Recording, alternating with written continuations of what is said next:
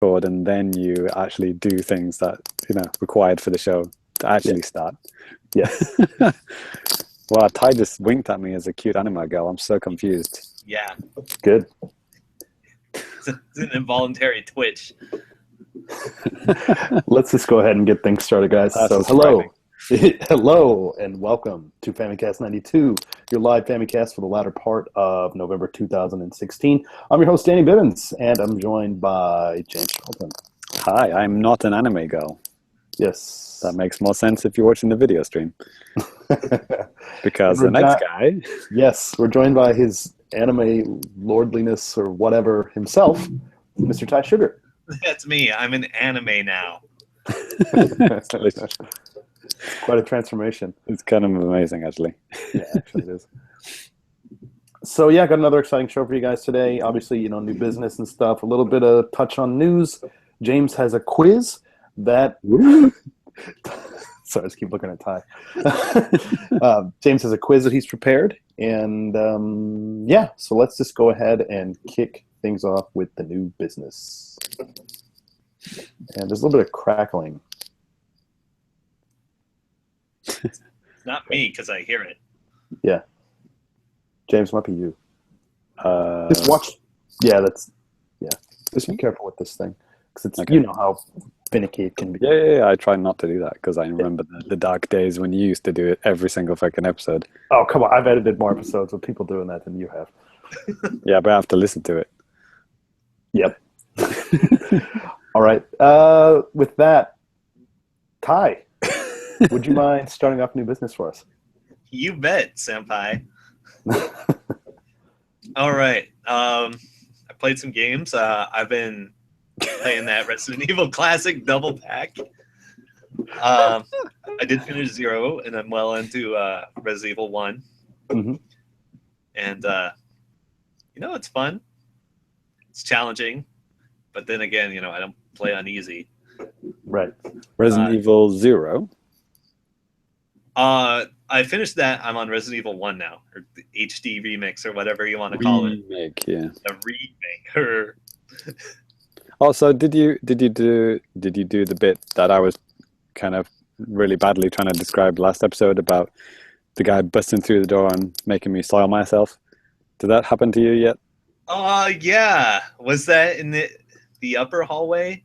It's happened Possibly. in a few places, actually. It's a guy who's constantly stalking you, maybe? Oh, no. I have to, beat the game once before that happens. Oh, okay. But, yeah, there's some, surprise door openings where a zombie just strolls out. What up? This didn't happen before. Right. Like, they can open doors? Because you're so used to doors being a loading animation. But I don't think it's actually loading. I mean, in the GameCube one, you could hear the loading just go zzz. It was, over within half a second. But, Right. the animation would take, 5 seconds. Yeah. For whatever. Yeah, for and it's nostalgia. The same on the Xbox. Yeah. As if it needs to load for that long, right? Right. Yeah, it doesn't. What else? It says here on my notes, MOBA self-torture. Yeah, I saw that. It's curious. Yeah, so there's a promotion going on right now where if you play Blizzard's Heroes of the Storm with a friend, if you play 15 games, you get a thing in Overwatch, and if you play 30 games, you get 5 characters unlocked for free. Mm-hmm. So I'm doing that. It's a MOBA, and I find it very difficult to articulate why I don't like this kind of game. Right? It's quite easy for me. All right. Well, tell me, why are MOBAs not good? Because they're boring as shit and they're for nerds who never leave the house. I mean, that's video games in general. Yeah. Can you be more specific? But when I mean, full hikikomori, right? Maybe. Except you do have to go outside and to a Korean net cafe where you get hopped up on Adderall and play for 36 consecutive hours. MOBAs are games where when you say to your friends who also play MOBAs, I played this game for 100 hours, they look at you as a scrub. That's what I mean. Well, I mean, that's what all competitive games are like. Yeah. Scrub. 100 hours for the tutorial, right? Yeah, but you sit down and you play this game. It's like an RTS, but you only control one character, right? And it's invariably in a team setting, and both of those feel very bad to me. Do you know what I mean? Yeah, completely. So why are they popular? That's a good question. That's the question that no one can answer. I mean, I have a theory, but I don't like my own theory. You hit us. Okay, it's basically those things I just said that make it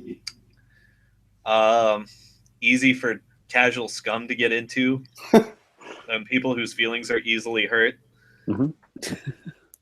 Because, like, okay, if you play a competitive team game online with randos, like, you don't have like any accountability at all, and like the team can carry you sometimes, and you can be like, "Oh, I won," despite me doing 0 things correct. Whereas in, say, like Street Fighter, if you never played a fighting game before, you hop on that, and it's totally realistic to lose 100 straight games, and that doesn't happen in MOBA. So it's kind of like a bailout feel-good program for people who are bad at video games. Okay, fair enough. I don't have a lot of confidence in that theory, but that may be part of it. Okay then. Who's that guy? There's some other guy just popped into the video here. Sorry, I haven't said much because I'm too distracted by Ty's very adorable eyes blinking independently of each other. It's me. Actually, Ty, you should be worried. I mean, if this is really tracking your eye movement, you blink too much, dude. Yeah, So I've got a lot of glare on He my also- glasses here. Yeah, it's much better with my glasses off. Is there Right. some medical bonus to blinking one eye independently that I'm not aware of? Should I start doing that more? Yes. But yeah, I'm now an anime in real life. The people in the chat are also wondering what the hell is going on. It's terminal. Okay. Well, I could switch it to the dinosaur or the bulldog. Or the hamburger. Or the hamburger. Hamburger it is. Here we go. Oh man, this is the best. Oh, wait, well, Cyrus, I'm glad you're here because I was just talking about Heroes of the Storm. Oh yeah, it's fun. It's so. Like I was just going on about how bad it was. I don't know how much of that you caught. No, I heard something about competitive being scrub friendly. I figured that was Heroes of the Storm you're talking about. Nice. Yeah, we've both been doing this grinding pretty heavily, and it's gotten me in the mood to play an RTS like StarCraft or something. But definitely, MOBAs are just 100% not my shtick. Right. I think Blizzard has a Black Friday sale. Maybe we should both pick up StarCraft. I looked at I want to clear StarCraft 1 first. My backlog is pretty long on this. Oh, the original 1996 StarCraft? Yeah, it's on my list somewhere to get through. Just get StarCraft 64, you'll be fine. Yeah. Oh, I Best version. hate computers. Right. But Right. that Black Friday sale on StarCraft did tempt me, but I've got too much of a backlog. No more new games. If you want to play classic StarCraft, hit me up. Okay, so Take that as a no. no, This is the worst segment ever. right? Just gonna say that right You're now. listening to Hamburger talk about video games. No, it's Hamburger talking about MOBAs. Jesus Christ. Well, that was a good episode, and thanks for watching, and we'll see you next episode, yeah? Good night, everybody. All right, now I've got one more game for you guys. Fake or real? Okay. It's called Liberal Crime Squad. It's a mostly text-based game by the guy that made Dwarf Fortress, I believe. And I'm going to go ahead and say real. Yeah, that's right. And in this game, you lead counterculture subversive movement through vandalism, theft, more vandalism, kidnapping, maybe murder. In order to defeat the fascist American government. It's pretty good. Okay. Sounds a little bit too real. Yeah, a little bit too real. Yeah, That's too a good soon. way to describe it. I kind of got pulled into it by a Let's Play that's going on the Something Awful forums. I highly recommend it. Sounds like an appropriate name. Liberal Crime Squad on the Something Awful forums. Exactly. That's right. But apparently this game's been out for a long time. Probably, or like about 8 or 10 years. There's a lot of YouTubes about it, and it'll run on most devices. Mm-hmm. Although apparently the Android version is kind of iffy. Oh, But, I thought this was a PC game. it is primarily on PC. I mean, you can run it on a lot of things. I believe the source code is posted for starters. So if you, It'll run on everything. yeah, if you're brave enough, you can run it on your microwave, on There you the go. shake machine at McDonald's. What's up?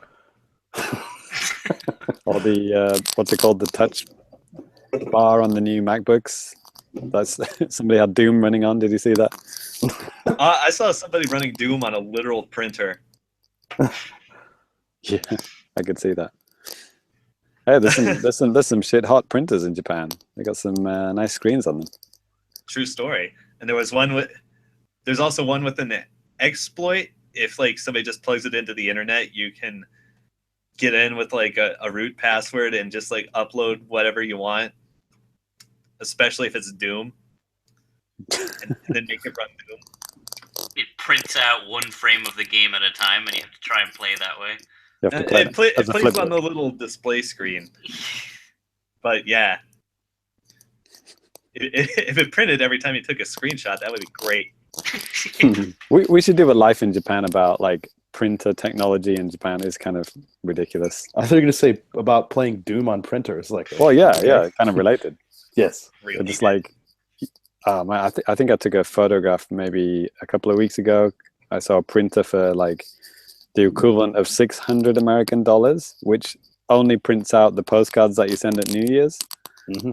I saw that thing. That it's got one function, just to print out the postcard. I mean, yeah, like I said, man, it's I a mean, whole life in Japan segment for that. Those, Ninga Joe, the New Yeah. Year's cards here. It's a big deal. I mean, you need a separate machine just for that. Yeah, and it's got its own screen. Yeah, Yeah. it's got everything for the low price of a literal home computer. There you go. But man, I saw a printer that somebody just threw out yesterday. Looked pretty new. What did it say to you? Press any key to continue. Where's the any key? 2 episode 1. Paper jam in aisle 3. PC load letter. All right. Well, I guess on that note, Ty, were you playing anything else, man? No, it's done. Probably, but it doesn't even matter anymore. Okay. All As right. the floating hamburger finishes talking about MOBAs and printers. I'm sure the floating hamburger What the or fuck is going on? Seriously, in anime this girl or episode? whatever will make a Right? I reappearance. should have played Burger Time just to talk it up. Yeah, man. What are you doing? All right. Getting the YouTube dollars right here, right? That's it. Millions of views going up now. It's crazy. All right. Next up for new business, James, would you like to tell us what you've been playing? Nope. Before we get into that, maybe an edit point. Sorry, is there like a weird crackling on anyone else's Yes, speakers or just mine? James. I think It's it's hitting your collar. Seriously? Yes. Yeah, I think it's like jangling every time you move. I thought it was rubbing Is it now? Yes. aluminum foil all over it. That's amazing. Yeah, there it goes. Well, you really can't tell when you're the guy doing it, right? When it's you can't. Yeah. If you just hold it out a little bit like this, if you need to, just so it just doesn't touch. Does kind it? of Does, just hold your hand up like this with the mic Yes, dangling off it for the completely little speaker. up into the air. No. Recite like the Declaration of whatever Independence or something. Yes. is it doing it now when I move like this? No. Nope, that's good. Okay, so it's just maybe it's this jumper. Yeah. It's especially fluffy. It's fine. It just, yeah. All right, and James, how about you take it away? Well, no, I was going to say skip me. I'm the quiz master, and I'm looking forward to the news segment because there's so many rumors to bathe in. Okay. It's kind of glorious, but no, me and my whole family have been sick for like a week now, and it's like different kind of game. yeah. I've been extremely busy. I haven't done anything, but I managed to do a quiz and get stuff ready for this episode. So been doing shit, but just haven't been playing any games. All right. Oh no, that's a complete lie. Today. Wait, actually disregard everything I've just been talking about. Apart from today, where it was the last day of the third quarter at my university, and we have a game day. Everyone brings in games and stuff. So we did play games together today as a group. We played a bit of Mario Kart 7 3DS and Smash Brothers 3DS, which was good fun. No one can beat me at Mario Kart 7, but one guy beat me in Smash Brothers once, which I'll never live down. But he was good. You only played one match, so it's okay. Right, and that was the only match I ever played. Yeah. Yeah, it's good times. I mean, Mario Kart 7 it's not by far not my favorite Mario Kart game, Right. But when everyone's got 3DSs and only one guy's got a copy of the game, you can all play because you just do the download play. That is a fantastic thing. I still love that. Yeah, like we had like 5 people with 3DSs and only I had the game, but we all played. So you've all got to be hey ho / shy guy. But, you can still play all the tracks and play all the modes, so it's pretty cool. There you go. That's all I've been playing. So yeah, apart from literally a few hours ago, I haven't been playing games. Okay. Well, all right. Well, but please to be looking forward to the quiz later on in the show, and please log in now if you're watching / listening live. Go ahead and log in, and if you're listening to this on the podcast, go to the show notes, and there'll be a link so you can play along when we get to it. I'm gonna have to make sure I do that at some point in some downtime. I guess with new business, maybe I'll go ahead and go next. I've just been playing a few different things, and so as a lot of you guys know, if you follow me out there on Twitter, I got the Famicom. How do they brand it here? The Nintendo Classics Mini Family Computer. Rolls off the tongue. Yes. Excuse me. And so I've been playing that quite a bit, just kind of going back to some old games that I've obviously played dozens and dozens of times.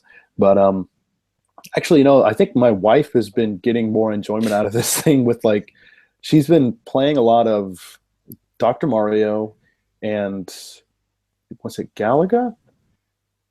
I don't remember, but she's just playing the crap out of those games. Maybe if I'm doing a podcast, it's something like that. It's a weird coincidence that your wife likes Dr. Mario. Of all the games, that's also one of the few that my wife's extremely good at for some reason. What is that? What is it with women and Dr. Mario? But that just puzzle games. I mean, my wife she plays a lot of stuff on her phone, but back in the the Famicom days, she played a lot of some puzzle games for whatever they had, and then just whatever all the other cool kids were playing because that's what you did back then, But I mean, the one kind of cool thing I did notice about some, in particular, Famicom disk system games is that whenever you first load up the game, it actually has the Famicom disk system boot sequence. And that's pretty cool. So you can kind of sit there and let that run, and if you press A, it'll go through it, and even simulates loading disks. I mean, not for minutes at a time, but just a little bit at a time. And that's kind of a really nice little touch to put on something like that, because you definitely didn't need to do that. And shoot, even with the original Legend of Zelda, I'm pretty sure all of the versions that they have on Virtual Console here, because they have 2 releases, excuse me, one being released on the Famicom disk system and the other being released in the 90s on a cart. And which game are we talking about? Zelda, the original Legend of Zelda. Oh yeah, yeah. I know all about that. Yeah. Hold on one second. I'm sorry, guys. Excuse me, Jesus. Excuse me, Jesus, indeed. Yes. But yeah, because what I was just saying, James, is that it seems like every time that they've released the original Legend of Zelda on Virtual Console here in Japan, it's always been like the cartridge version, because it always says like Zelda 1, on it. Right. And yeah, Zelda 1. That's the cartridge remaster. Exactly. Reissue, re-release, yeah, which was done years after the fact, right? Right. So, and it looks like they're just using the disc system version, which is kind of neat, just kind of different. But yeah, just kind of playing through some old classic games. Nothing too crazy. I mean, I think I tried a sumo game on there called like Tsubari Ozumo, and I think it's kind of like endless. It's just like a side view, kind of like a fighting game, and you're these little sumo guys, and you're just trying to obviously push the other one out of the the sumo ring. And how do you do that? Is it just like mash? Yeah, it's like A does like little hand punch thingies, and then you could, if you press B, I think you can slap. Yeah, you can grab, and then there's must be some kind of strategy to it that I haven't got the hang of, because when you're grabbing, you could try to like counter where, like, the direction where he's trying to throw you around and stuff. And if you press let's say he's kind of pulling you like up or something, if you press down, you could counter that, and then maybe even like turn him around and push him out of the ring. There's a lot of strategy to sumo, real sumo. Right, yeah. Because it's like you've got like split seconds to react to this ginormous beast running towards you, right? Yeah. It's all about balance, isn't it? It's like one tiny mistake with the balance and you lose within a second. Exactly. Crazy. And it's over so quickly. It's crazy. Yeah, it's all like build up, isn't it? Yeah. Have you guys been to a sumo match before? Yeah. I went there like maybe first year I was here. Okay. I still haven't quite gotten that part yet. Okay. Nope. Okay. I passed by the sumo. What do you call them? Stables? I think they're called stables, right? The sumo stables every day. Oh wow. Okay. Yeah, it's in Ryogoku in Tokyo. It's kind of amazing actually, that place, because you've got the Tokyo Metropolitan Museum, which it looks like a tiger. It's like a giant tiger if you look at it from a certain angle, and that's right next to this giant pyramid-shaped building, which is the sumo stadium. Right. So it's a great place to visit anyway. Yeah. Which has nothing to do with a Famicom game, but Yeah. Well, kind of. But yeah, another game that I've been playing, kind of related to like 8-bit stuff. There's been a re-release here in Japan on the 3DS and PS4 for Bases Loaded, and the Japanese name is Moero Pro Yaku 2016. And if it ever comes to the West, it's probably to be maybe localized as something like Bases Loaded 2016. And I mean, I've talked about Bases Loaded on an episode of the Famicast years ago. I think when it came out on the 3DS Virtual Console here, and I get confused because you've talked about a few baseball games and they all just blend together for me. They probably okay. Sounds like baseball in general for me. Exactly. Yeah. Well, did you talk about one like a couple of episodes ago? Like you were playing one for like 300 hours? That's different. That's King Griffey Jr. Major League Baseball. Oh, man. Completely different, of course. It is. It is. Oh, that's not baseball. Well, it's arcadey baseball. Right. Totally different. But with a little bit of realism mixed in. But it's more like NBA Jam instead of courtside. That kind of thing. Maybe not quite that far, but so yeah, pretty much no difference whatsoever. Got it. Absolutely.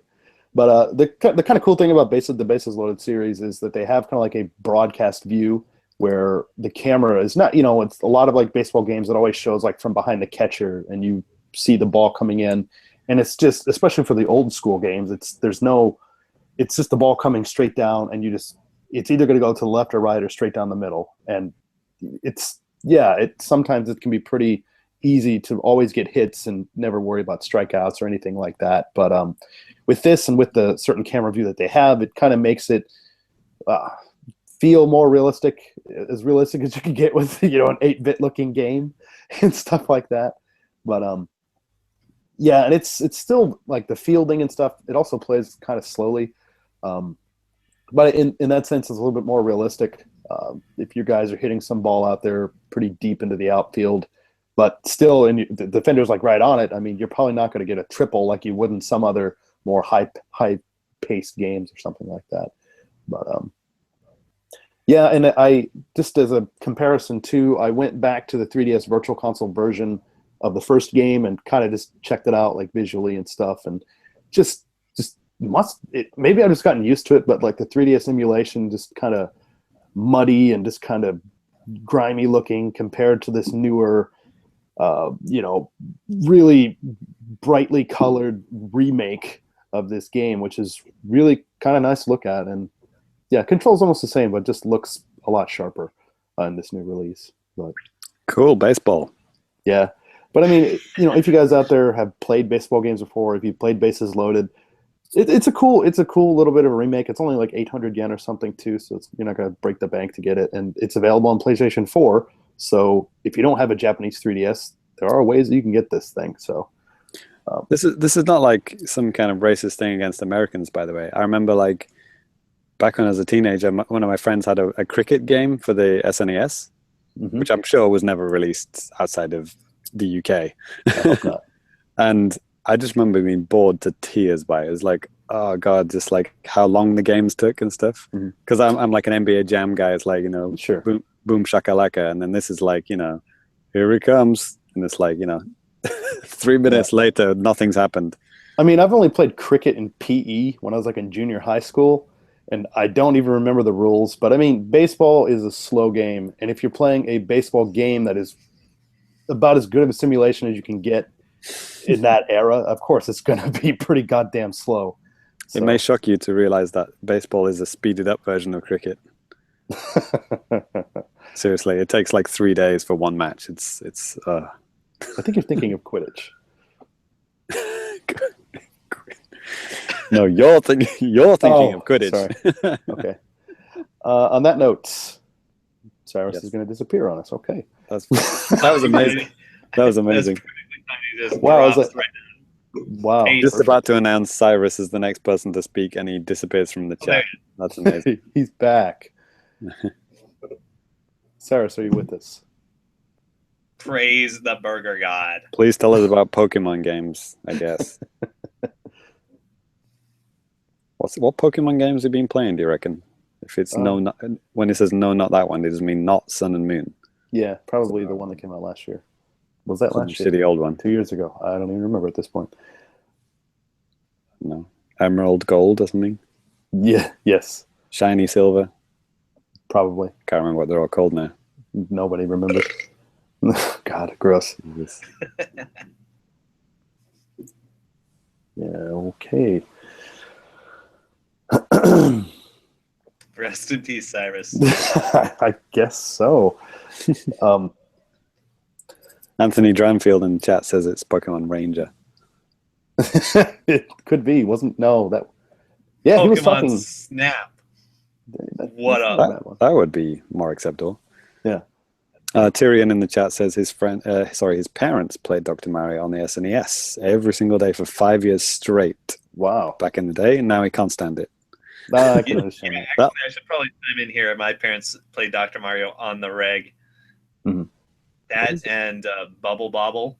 Women and parents apparently like Dr. Mario. It's a good game. Meh.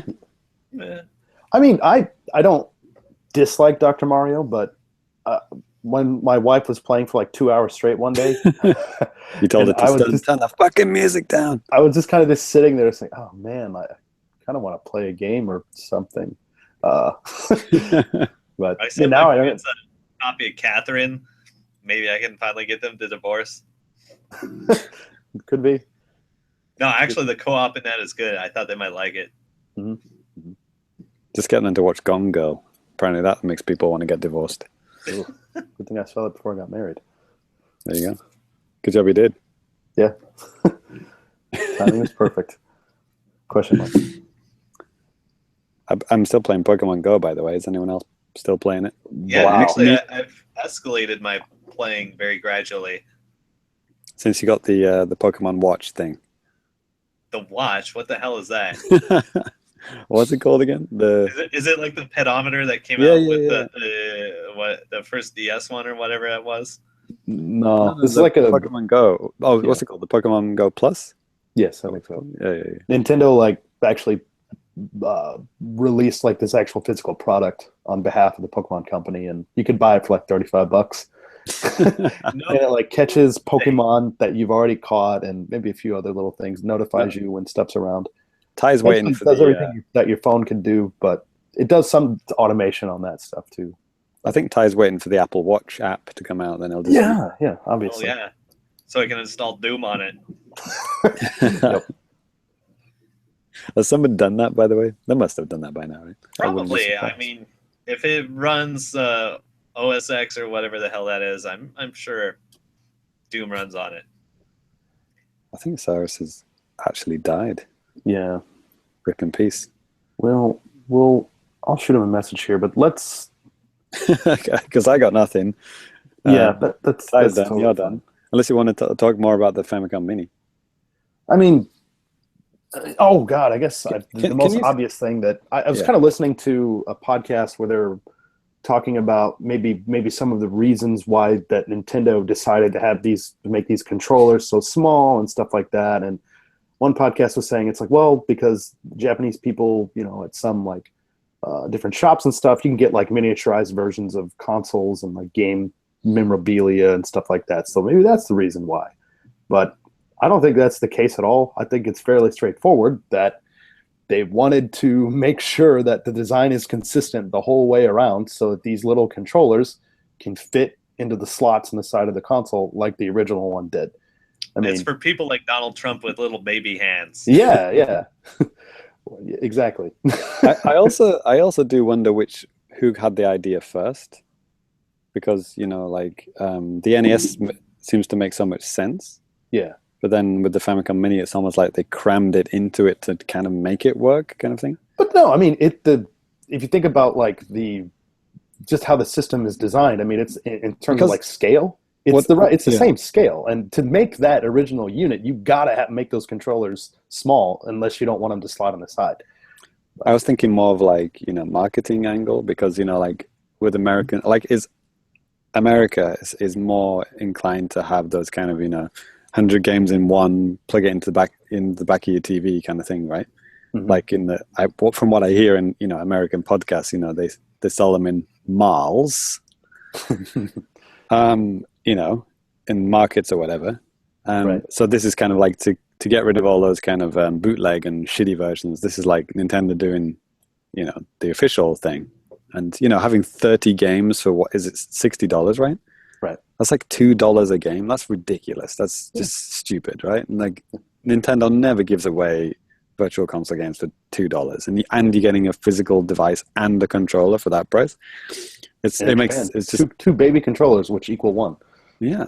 So I don't know. I feel like this could have been like an American, like NOA or NOE idea that kind of developed, and then kind of like NCL thought, yeah, it's pretty good. We could probably do a Famicom version of that, because if you remember, the Famicom one was announced like way after the NES Classic Mini, right? And I mean, it seems probably more so in America and probably Europe. I can't really speak to that, and I can't speak to the UK either. Sorry, James.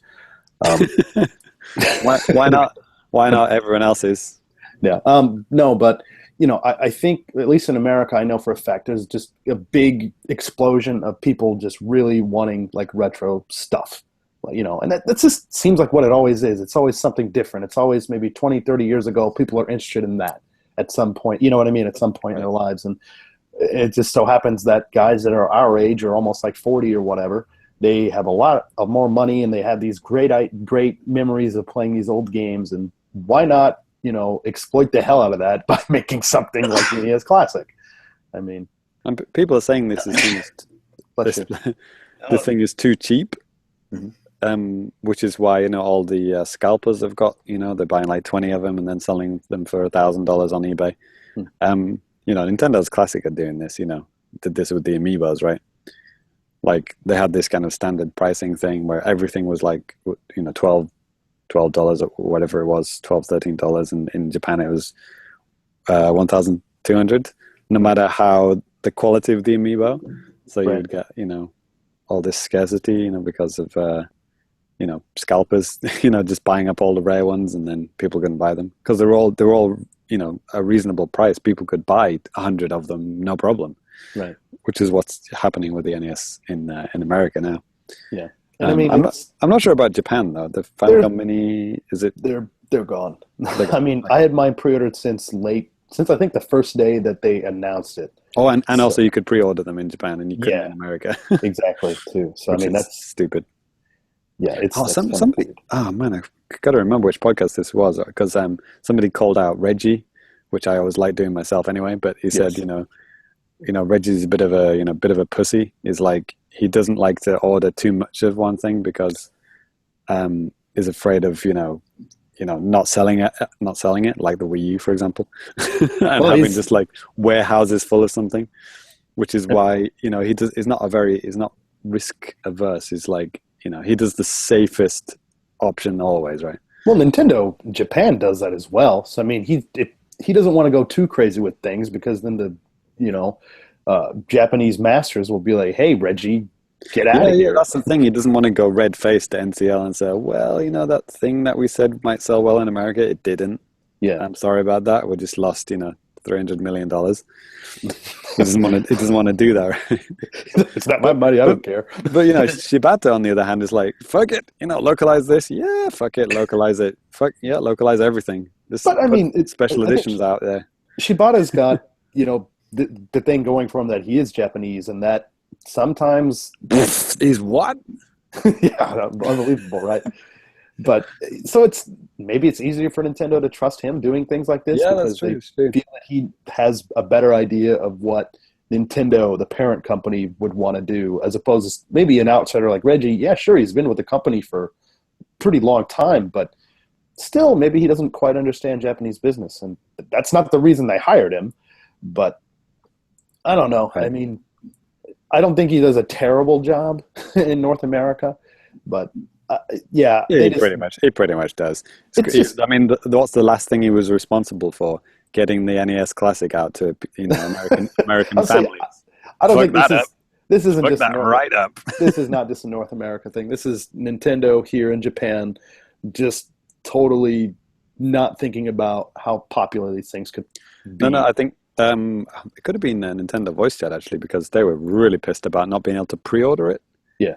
Because if pre-orders were available, then they could have easily judged how many to produce and how many to send out.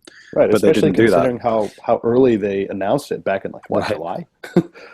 Exactly. So, and you haven't literally, even now you can't pre-order them. So it's just stupid. Should we just skip over? I have no idea what happened to Cyrus. Maybe he just got fed up. I don't know. Rip and Priest. Yeah. So. He's not on. No, chat is not on anywhere, is he? He's on the Google Doc. He just hopped on. He's on the Google Doc. Right then. Okay. Well, so should we move on to some news? Let's do it. So, first, go ahead and start out with some Switch stuff. Yeah, baby. You know what, Danny? I love this time. The time between like a console being announced and like the time of its release. That like in whatever it is, 3 to 6 to 8 month period, depending on the console. Mm-hmm. Like all the rumors that come out. What's coming out, what's gonna be, what's the console gonna do, and all this kind of stuff. Mm-hmm. I love reading all this shit.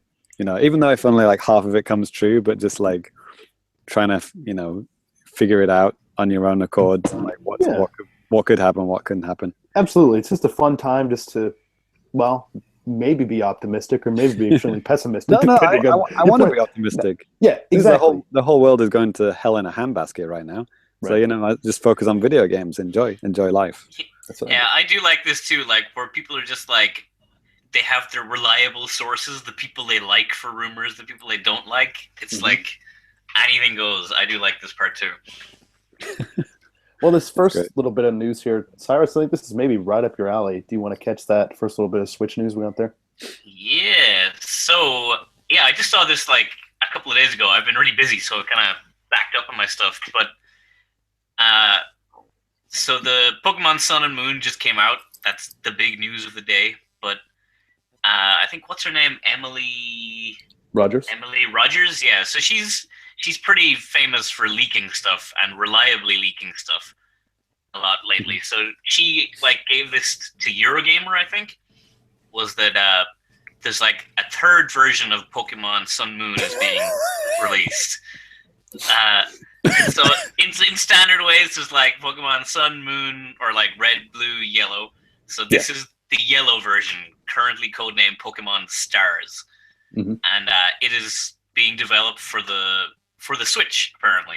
No, it's not codenamed Stars. No, that's just a prediction. That's just like what it might be called. Okay, I thought reading the article, I can't remember exactly the article. I thought it said that, but it makes the most sense, you know. Yeah. It could be anything now. I mean, we all thought black and white would have gray, but they didn't. They just did black and white too instead. We thought X and Y would be Z, but they didn't. So, you know, it could be just X, you know, HD and Y HD. Sun HD and Moon HD. We don't know. So Cyrus, I mean, you being, I guess, the resident Pokemon expert, question mark, at least fan. He doesn't know anything about Pokemon, but he loves it. Yes. It's true. I just love the idea of a game called Pokemon. Yes. Well, I mean, what do you think the chances of some kind of version coming out on Switch, maybe within the next year? I think, well, 100% they're going to go full hog on Pokemon for Switch because it is, you know, it is their new portable system. It will phase out the 3DS eventually, I think, unless it's a complete flop. But the timing of this is a bit suspect, is what gets me. That it seems like if they were to release a Pokemon game next year, it would be too hot on the heels of the 3DS release. But historically, they have done this. They've like Yokai Watch does it all the time. They have the two versions, then they release the third, you know, whatever version, about a year or 8 months after the previous one. So, but Pokemon has no real precedent for this, though, right? I mean, it's never for upgrading the console, but it does do like those blue, red, then yellow, then gold, silver, then crystal, then. But even with that, like I'm trying to think back, because Pokemon Red and Blue came out in the West, 98. Yellow must have been 99. Was it 2000? It wasn't. I mean, it. When was the last one they did this though? Wasn't it the DS one, like Diamond, Sapphire, and then Pearl? Yeah, they Diamond, had Pearl, and then they had Platinum. Platinum, thank you. Yeah, was that the last one where they did two? And yeah, then I guess it was actually the last time they did a third version. And that's been what, 10 years, maybe? God, we're old. Yeah. I think Danny was right. It was about a year. So I think Christmas next year, not this Christmas, but like Christmas next year, you know, wouldn't be that crazy. You know, especially if they've been, the Pokemon company feels like they've been working on it for a while. And it could have been done, for all we know, it could have been done in tandem with the 3DS one. You know, the models look pretty good in the 3DS one. Right. So I could easily see that being, you know, those are the, what would you call it, the downscaled versions, and the actual models are the ones in the Switch. That's what they said in the Eurogame article, which is the big expose, was that they were developing Sun and Moon, and then parallel to it, they were developing the Stars version, which is basically the same game, but with all upscaled assets and whatever. And then they abandoned development on that while they finished up Sun and Moon, and now are back full time on Stars. I mean, it doesn't even matter if it doesn't have to look like, you know, The Witcher 3. It just it's look a what kid's Capcom game. Look what Capcom did with the quote unquote HD version of Monster Hunter on Wii U at launch. I mean, come on. But yeah, it just has to look, you know, nice on that, you know, portable screen. And, you know, when it's blown up to whatever 1080, you know, 4K on TV, it's not going to look very good, but, you know, it doesn't have to, because most kids are not going to play it on the TV. Right. I mean, that's why Pokemon hasn't been on a console, is because they don't want it. They want people to take it around with them, and they want to share, and they want. And it's cheaper to develop for some kind of standard definition thing on a handheld than it is for high definition shit for a TV. So maybe in a way that's a new step for them. You know, they're having to do high res assets for the first time ever. Well, not the first time ever. There have been consoles. Yeah, they've had them in Stadium and whatever exactly. So maybe, I don't know, maybe it is going to be like, you dock it and then it turns into Stadium or something like that, Yeah, like I do think this is very plausible, and I see it. If you're gonna have a game that makes people make the switch from 3DS to the new console, Pokemon would be the one. That would be like, that's the game everyone has a handheld for. That, like, look at the sales for Pokemon Sun Moon. They've been like through the roof on this version. Like everybody in there. And didn't one other thing that I think, what's his name, Junichi Masuda, the Pokemon guy, like he had mentioned at some point last year or maybe earlier this year, they said that he had planned to get maybe some kind of Pokemon game on at that time the NX, maybe within like the first 6 months to a year or something, right? I think that's what he said, yeah. I mean, this. We all thought that was Pokemon Snap or something like that, didn't we? But now it's like, maybe if they were indeed developing something like with higher resolution assets and then downported that to 3DS to be Sun and Moon, it's very plausible, but we'll see.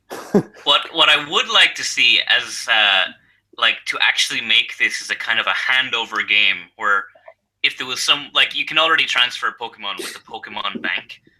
But if there was just some way to like port your save file across from the 3DS game, and maybe even only allow you to do it once, like you've got this one chance to send your game from the 3DS to the Switch, to actually, like, it's kind of forcing people to upgrade to the new console kind of thing. Not forcing, but giving them the option. Right. Yeah, that could work. Like, I could see that as being a very unsubtle way of encouraging people to get the new console. Is like, have a game that is halfway between both of them. Sure. Okay. Well, I think we covered that pretty in depth there. So let's go to the next little bit of news. I'll go ahead and just grab this really quick. Lego City Undercover has been confirmed for the Switch, as well as the Xbox One, PlayStation 4, and PC, and it's set to release in the spring of 2017. This came from Warner Brothers Games, I believe. So yeah, there it is. Lego City Undercover was on Radio Free Nintendo not too long ago. This was announced on Twitter. It was like, just there it was. That's so weird. But I mean, it was an exclusive on the Wii U for like four years. So, woo. I've heard good things about this. You played this, did you, James? Yeah. I think I talked about this as my new business a long time ago. I didn't actually finish it. I mean, when I was listening to the retroactive on RFN, I actually thought about playing it again. Well, I did play it briefly with my son because I thought he would love this game, but like, I mean, it is a little bit difficult for very little kids. Like, they ask you to do some very obtuse puzzles and kind of weird things. I mean, just exploring the city is amazing. I mean, seriously, it's just a beautiful game. So I think it would look even better on the the big boy consoles, and on the PC as well. I mean, can you imagine all the mods and shit people are going to do on the Steam version? You like mod Harry Potter into it and all sorts of stuff, aren't they? Scarface Legos. Yeah, exactly. So but also like Guillaume talking about it. I mean, he just talked about 100%ing the game, and it just took him, he didn't actually admit how many hours, but I'm going to guess, probably near 100 hours to get everything. I don't really want to do that. Yeah. I've only played one Lego game, and I know that they are heavy on the collectibles if you want to go that route. Yeah, and this is, the general consensus is, this is the best Lego game ever made, and still even now, like all the licensed stuff that comes out is all just more of the same. This is like a kind of a different thing. It's kind of similar in some aspects. You do have the collecting things and the builds, super builds or whatever it's called, but just this open world, GTA open world is not fully realized in any other Lego game, I don't think. So it's pretty cool. But you don't unlock everything in it. You have to unlock parts of the city as you go through the story. So, which I think is different from like GTA, right? GTA, you can just go anywhere from mission one, right? They kind of lock some parts off, but for the most part. Yeah, it's more, well, it's for kids, isn't it? So. GTA, yeah. Lego's more aimed at like, I don't know, like a dad playing with his son, I guess. I think some of the initial adverts, like commercials, were like that, if I remember from the Wii U launch era. Convoluted. It's so bad. I remember it's kind of like Natsukashi, because like it was like the first game officially announced for the Wii U, like, or like first party game or something like that, like something like no, this is because like this is weird how it is on the other consoles, because this is like a Nintendo published game. Right. I mean, but we have Minecraft on the Wii U now, so like everything's fair game now. But I'm just right. But this also got me thinking, Bayonetta 2. I mean, how long was the contract for that? Was it a 4-year contract? I was talking about this with Seren on Twitter, and I think she said it would be like 2018 or something like that. If the Bayonetta 2 contract was the same as Lego City, is when you might see Bayonetta 2 on the other consoles. So if Nintendo is smart, they should get a Bayonetta 2 reissue or remaster on the Switch as soon as possible, before it becomes a non-exclusive. Yeah, I would possibly pick that up again. If they did re-release it, that's a game I would consider getting twice. Bayonetta on the train? Why not? Yeah. Yeah. Well, this next little bit of news is kind of like a bit of a rumor roundup type of thing, and it's maybe. James, I mean, how do you want to just tackle this? Yeah, this is kind of like a lot of rumors all in one here. Right. This is coming from Let's Play Video Games. So the Mario sequel, the Mario Super Mario Switch, or I like to call it El Mario, from what we've seen of it so far. Boom. We've got a little snippet of what it could be like. This is all rumors, like we said, so take it with a pinch of salt, but it's fun to do this kind of thing and look back at how wrong/right we all were. Yep. I mean, I'm saying it, so it's probably going to be right. Yes. So apparently the Mario game will be a 3D open world hub type game, which you can select different worlds from. So, like Super Mario 64 or Galaxy. And there'll be objectives to complete in each one, So, yes. So basically, it's not like 3D World. Who plays Super Mario 3D World? Danny, you played it, right? Yeah. Okay. Yeah. I played a bit of it. Yeah, I beat it. Yeah. That is a 3D Mario game, but it's structured more like a 2D Mario game. Right. The controls are just different too. I mean, there's a run button. That's true. So it's not going to be like that. But they will have basically a linear style path to be completed. What I guess, if you see the star in Mario 64, pretty much where you have to go. So I guess it's something like that. And also the multiplayer. Do you remember the what's the name? Karen, antisocial Karen. Come on. Yeah. When she goes over and doesn't say anything to her group of friends and just touches them on the shoulder and starts playing Mario in the barbecue. So apparently multiplayer is a part of the game. It's going to be like, co-op. There's a co-op mode in the main game. And 2 players will be able to work together, but they're kind of like tethered together. So you can't go too far away from each other. But you're not going to be able to like hold each other back or anything. You'll be able to go where you want. And then, whoever completes the objective will get the like a whatever status that they completed it and a reward for completing it first or whatever. So, like how many coins they collected and things like that. So, yeah, I guess you could have like red coin stages where, Danny, you get 3 and I get, 64. And then we combine our total and, we get the star at the end or whatever, right? Yeah. Good job, Dan. Good job. So, yeah, that's the Mario stuff. And next is Skyrim. So Skyrim is apparently definitely happening. This is despite Bethesda not saying anything and actually kind of refusing to... So odd. Like, what the heck? It's like, no, Skyrim, well, they've got nothing to say about that. Well, actually, when behind the scenes, they're full on working on it. But but anyway. Are they working on it, or did they hand it off to someone to port? Well, apparently, from all we know, Bethesda is working on it themselves. Oh. And it will be the remastered version, and it will allow mods. Wow, on the Switch, that's pretty cool. Yeah, seeing is believing. Yeah, exactly. Yeah, seeing is believing. Yeah. But I'm a little wondering about that particular facet, but if it does, wow, that's pretty impressive. And again, I'll just say, I mean, these are rumors. None of this stuff is confirmed. All this stuff, but 100% confirmed. Yes.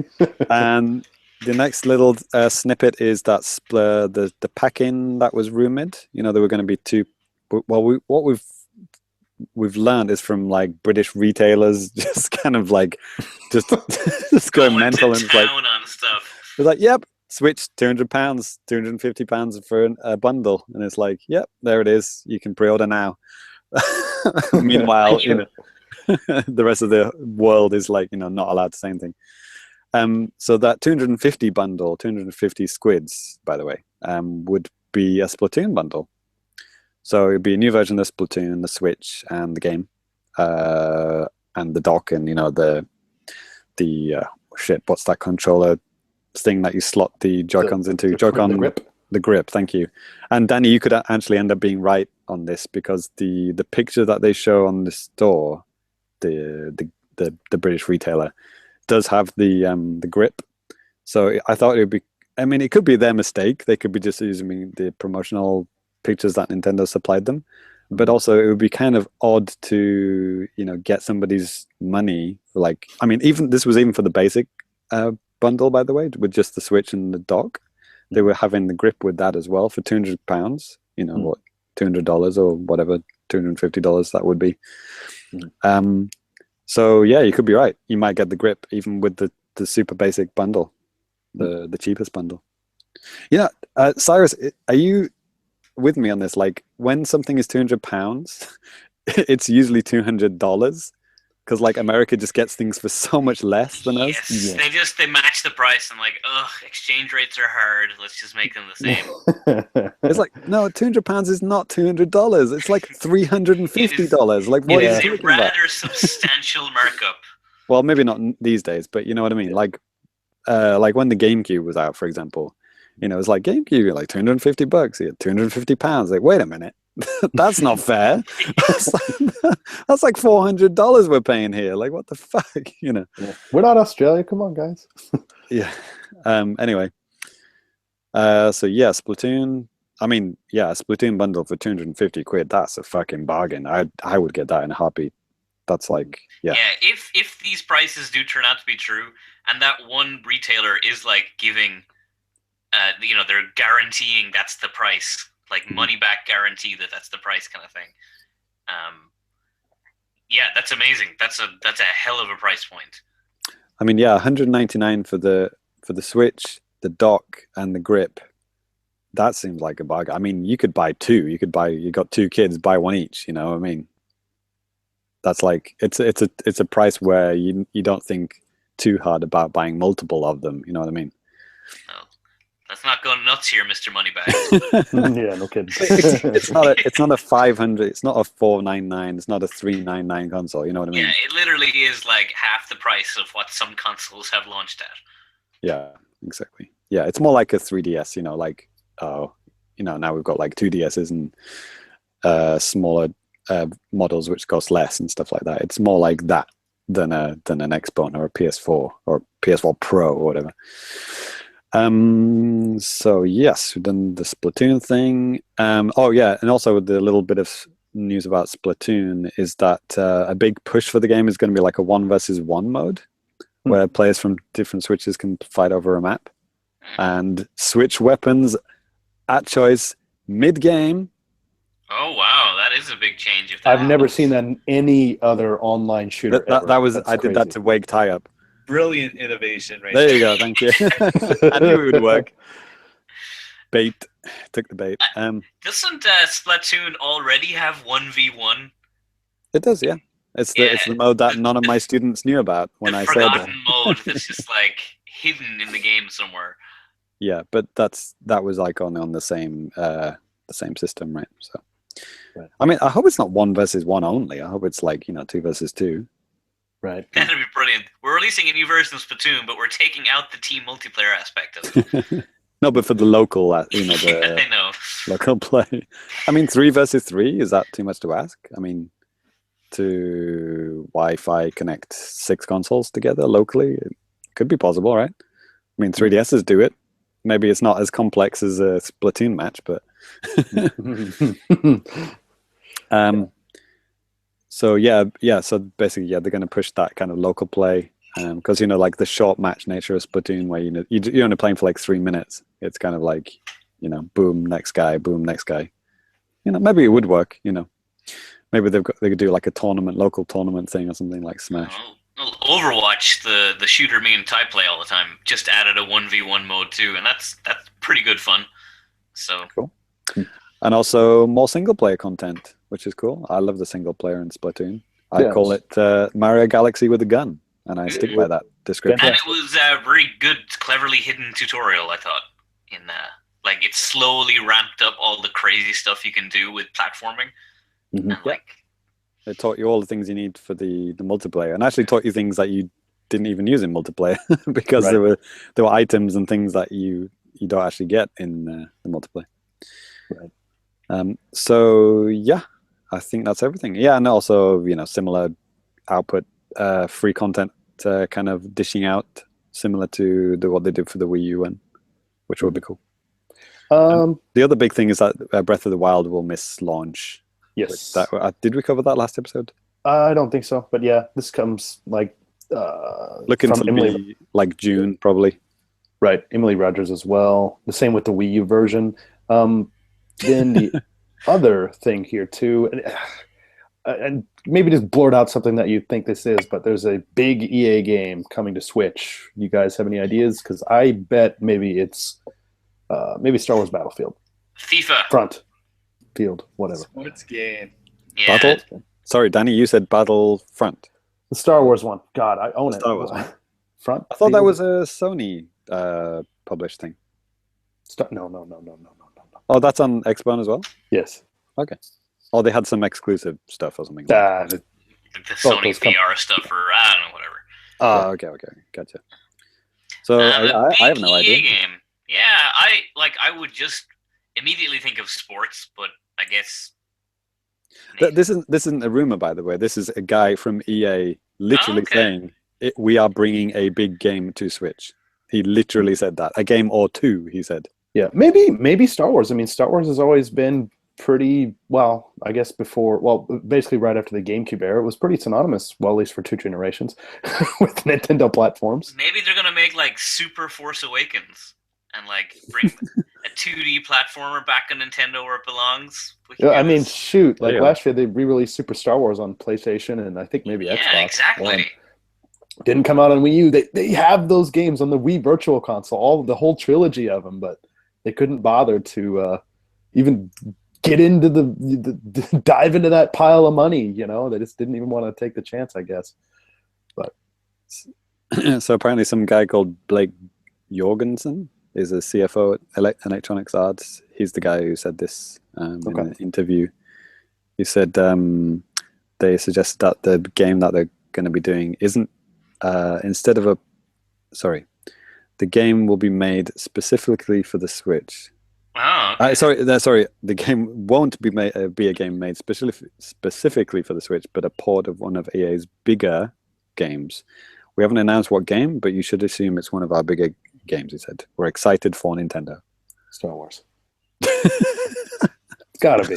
What was the last EA game like on Nintendo system? I can't even remember. Like, Wii U, probably Madden or FIFA. Yeah, they did one Madden game or one FIFA game. Need for Speed, right? Oh yeah, Need for Speed. That was really good.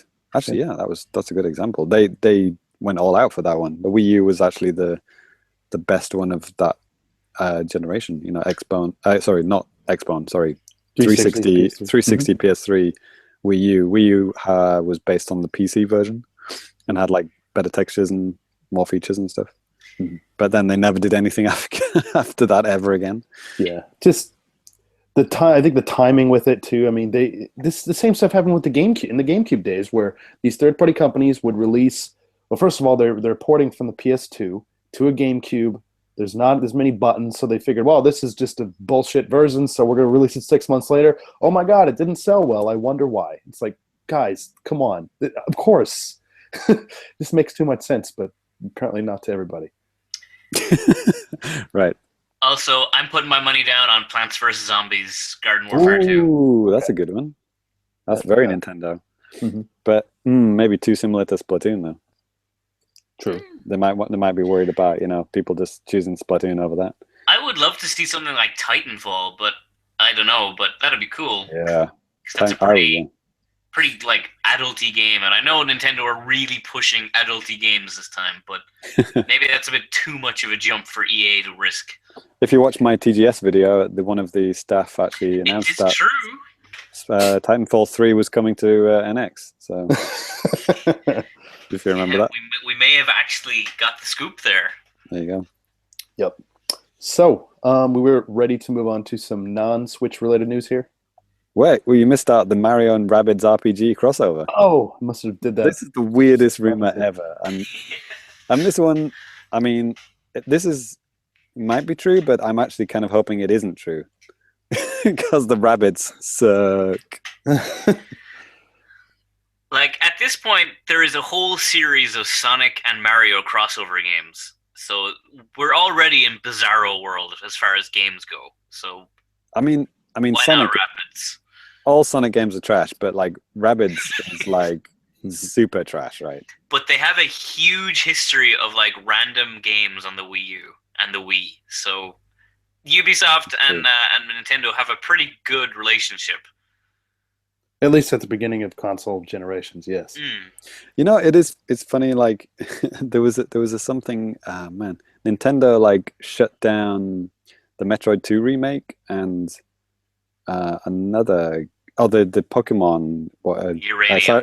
Thank you, Uranium. They were going to be up for some awards, and Nintendo kind of didn't allow them to be part of that indie game awards thing. And then people were complaining. It's like, well, Sega lets people use Sonic in any indie game they like, and they don't shut down games. Why doesn't? It's like, okay, let me just stop you right there. Don't compare Sonic games with like Metroid and Mario games and Pokemon games. Nintendo actually has a business that functions and makes money. So, like, of course Sega Sonic, don't care. How you have fallen. Of course Sega don't care. Like, no one gives a shit, So, yeah. What were we talking about? Oh, yeah, so that's why I've gone into the reason because I consider Rabbids in the same category. It's like, that's like a, sure, indie games can use a Rabbids character because, who gives a shit? But this is not an indie game. This is a freaking Mario game. I don't want to see that. I've never really been a huge fan of the Rabbids. Nope. I don't hate them, but I definitely don't love them. I hate them, and they're not funny. I don't know if I want to see them with Mario. It's just not a combination that I think I'm comfortable with. My son watches a lot of shitty animation on Netflix, and a lot of them are not voiced. They're just like sound effects and like and just screams and stuff. Like there's an Angry Birds one, and there's no voice at all. It's just like that. And there's like, what is it, Oggy and the Cockroaches, and like there's so many fucking stupid voiceless animations. And Rabbids just for me that's the category I put those in. Just like a shitty, Russian-made French animation done by blind teenagers or whatever. With a free copy of 3D software that they illegally downloaded. My trial version watermarks. Cyrus? What's that? Yes. Edit point. Cyrus, can you say that again? No, it was a bad joke. Let's move on. Okay. Okay. So yeah, let's move on to some non-Switch news. And James, I think you're the one that feels the strongest about this. So how about you go ahead and just introduce this topic? Okay. All right. So Super Mario Run. Yep. They announced the price, $9.99, which will be 1,200 yen in Japan. How much is it in the UK? No, I don't know. Probably $9.99. Why not? And it'll be announced on it will be released on the 15th of December. Yep. So yeah, $10, 15th of December. And immediately when I saw that news, I thought, I remember when they announced that 10 million people had clicked notify, that they were kind of anticipating, very excited about Mario on their iPhones. And I guarantee you 10 million people unclicked notify when they announced the price, because smartphone users are not going to pay that. But it's not true, actually, because you don't have to pay money to download it. It's a free download. Exactly. But I guarantee you 10 million people will not be spending $10 on that.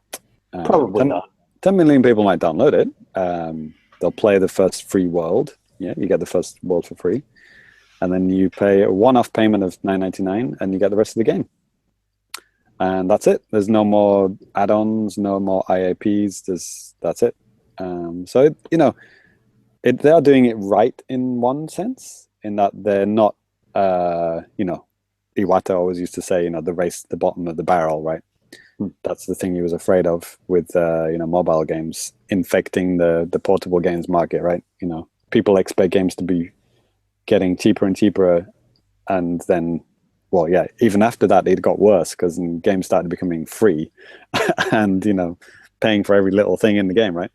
Right. So he was right. Iwata was right. So they don't want to do that. Right. But personally, I will never pay that. Yeah. Ty, do you have any thoughts about this? There is no God, I know, because I keep praying for death and it never happens. Are you still playing Heroes of the Storm? No. Well, I mean, I'm going to grind out those matches and then I'll be done. Are you playing it right now? That's what Sai meant. No. Okay. I don't have any other friends. Okay. So maybe I'm on the opposite end of this. I mean, I think to my head, like, $10, 1,200 yen, that's not that much money. And it's not like this is it's a touch-based Mario game, but it's made specifically for smartphones. It's not something that has, bullshit, digital D-pad or something drawn on the screen that you continually lose because you forget, where your thumb's positioned and stuff. So, I mean, I don't have a problem paying $10 or whatever just to try this out. No, I got no problem with trying this out. No problem at all. I will download it. I'll play it. I don't know if I'm going to enjoy it because it's a new Super Mario Brothers game, and I've infamously shit all over New Super Mario Brothers U several times on this show because I just thought it was just so uninspiring and bland. And I have bought every single New Super Mario Brothers game, new Super Mario Brothers game, and I played all of them, and I've completed all of them, and I don't know why, especially with you. It's just kind of like with you, Danny. Yes. With the last one on Wii U, it's like I really didn't enjoy it, but I felt I had to complete it just so I could put it back in the box. But then Mario Maker came out, and that had the new Super Mario Brothers skins in it, and you don't have to use it, and it's wonderful. And Mario Maker is brilliant because it gives you an infinite Mario World levels, Mario Brothers 3 levels, games that I love. Right. I don't need another new Super Mario Brothers game, and especially on my smartphone or smart device. I'll be playing on an iPod Touch, but that's the thing, though. I mean, this isn't made for guys like us. This is made for, again, the last game was the same crowd that's going after, the NES Classic. And, these will be people that haven't even played it on the DS. I mean, they've probably never played a new Super Mario Bros. Game. Yeah.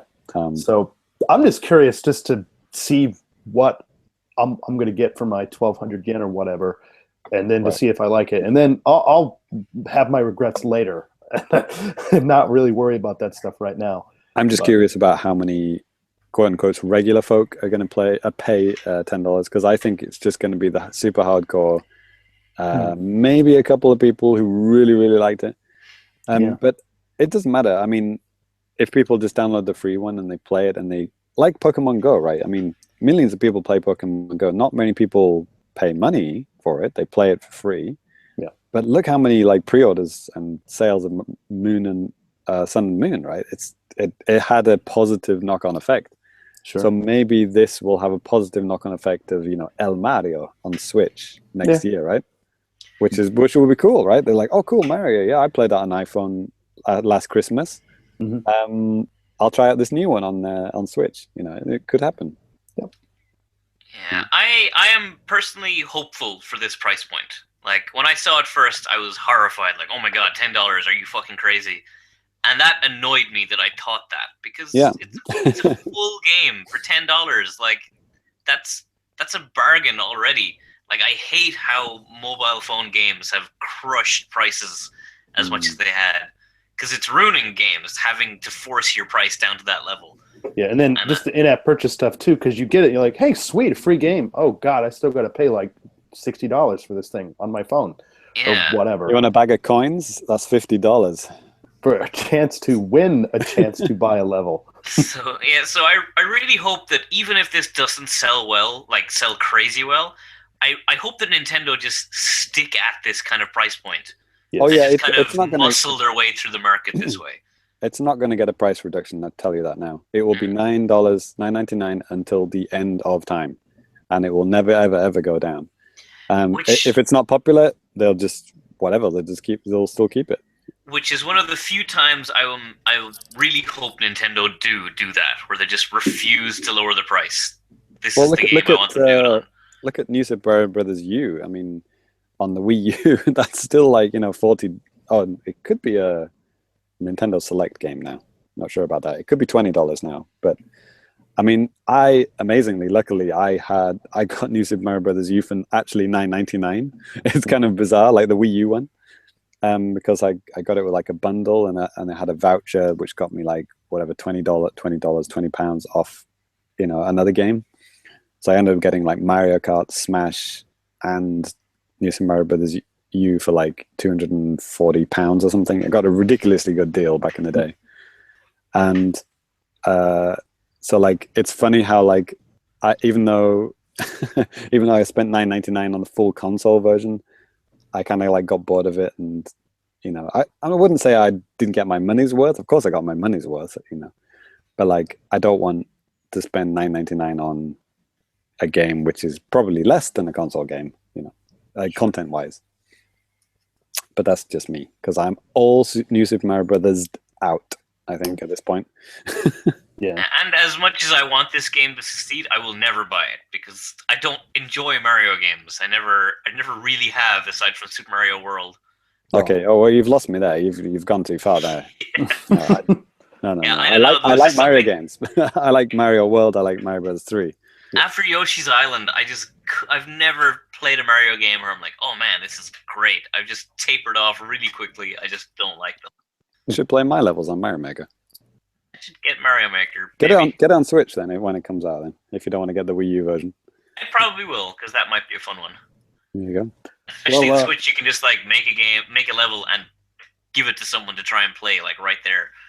Don't get the 3DS one, for God's sake. Because that's exactly what that is, actually. Yeah, that's exactly what that is, except they took out all the good features, too. Right. Yep.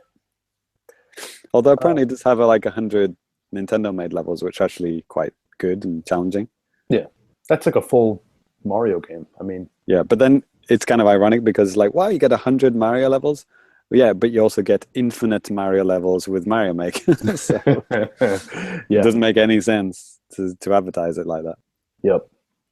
Well, moving on here. Looks like we covered this Pokemon Sun and Moon thing. We'll go ahead and skip over that. Just this week here in Japan, it was basically marking the 26th anniversary of the Super Famicom. This was on November 11th. So they have like 2 weeks where they're releasing just kind of like waves of Virtual Console Super Nintendo games, Super Famicom games on the 3DS here. The first batch that came out this week on the 21st was Super Punch-Out!, Super Castlevania 4, Akumojo Dracula, Mega Man X3, Rockman X3, Final Fight 2, Final Fight 3, aka Final Fight Tough, Good Romancing. games. Yeah, I remember Ty saying that. And Romancing Saga, and then Tactics Ogre. We don't know the games that are going to be coming out excuse me, next week. But, you know, some of these, I think about half of these are already out in North America. But I believe total right now, there are about 25 Super Famicom games on the 3DS here in Japan. And they're also running a special kind of campaign thing here as well, where if you purchase any of the Super Famicom games on the 3DS between the 21st and December 5th, you'll be able to get a special My Nintendo, theme with like a Super Famicom cartridge and, you know, that type of thing. the stuff that, of course, they can give away for free.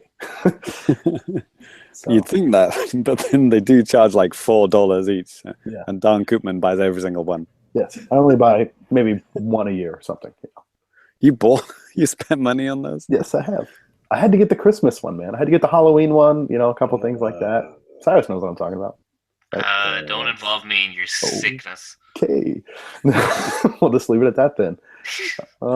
He would never spend money on such frivolous things, yes. like a fake crate of stuff that doesn't exist. I didn't buy one crate.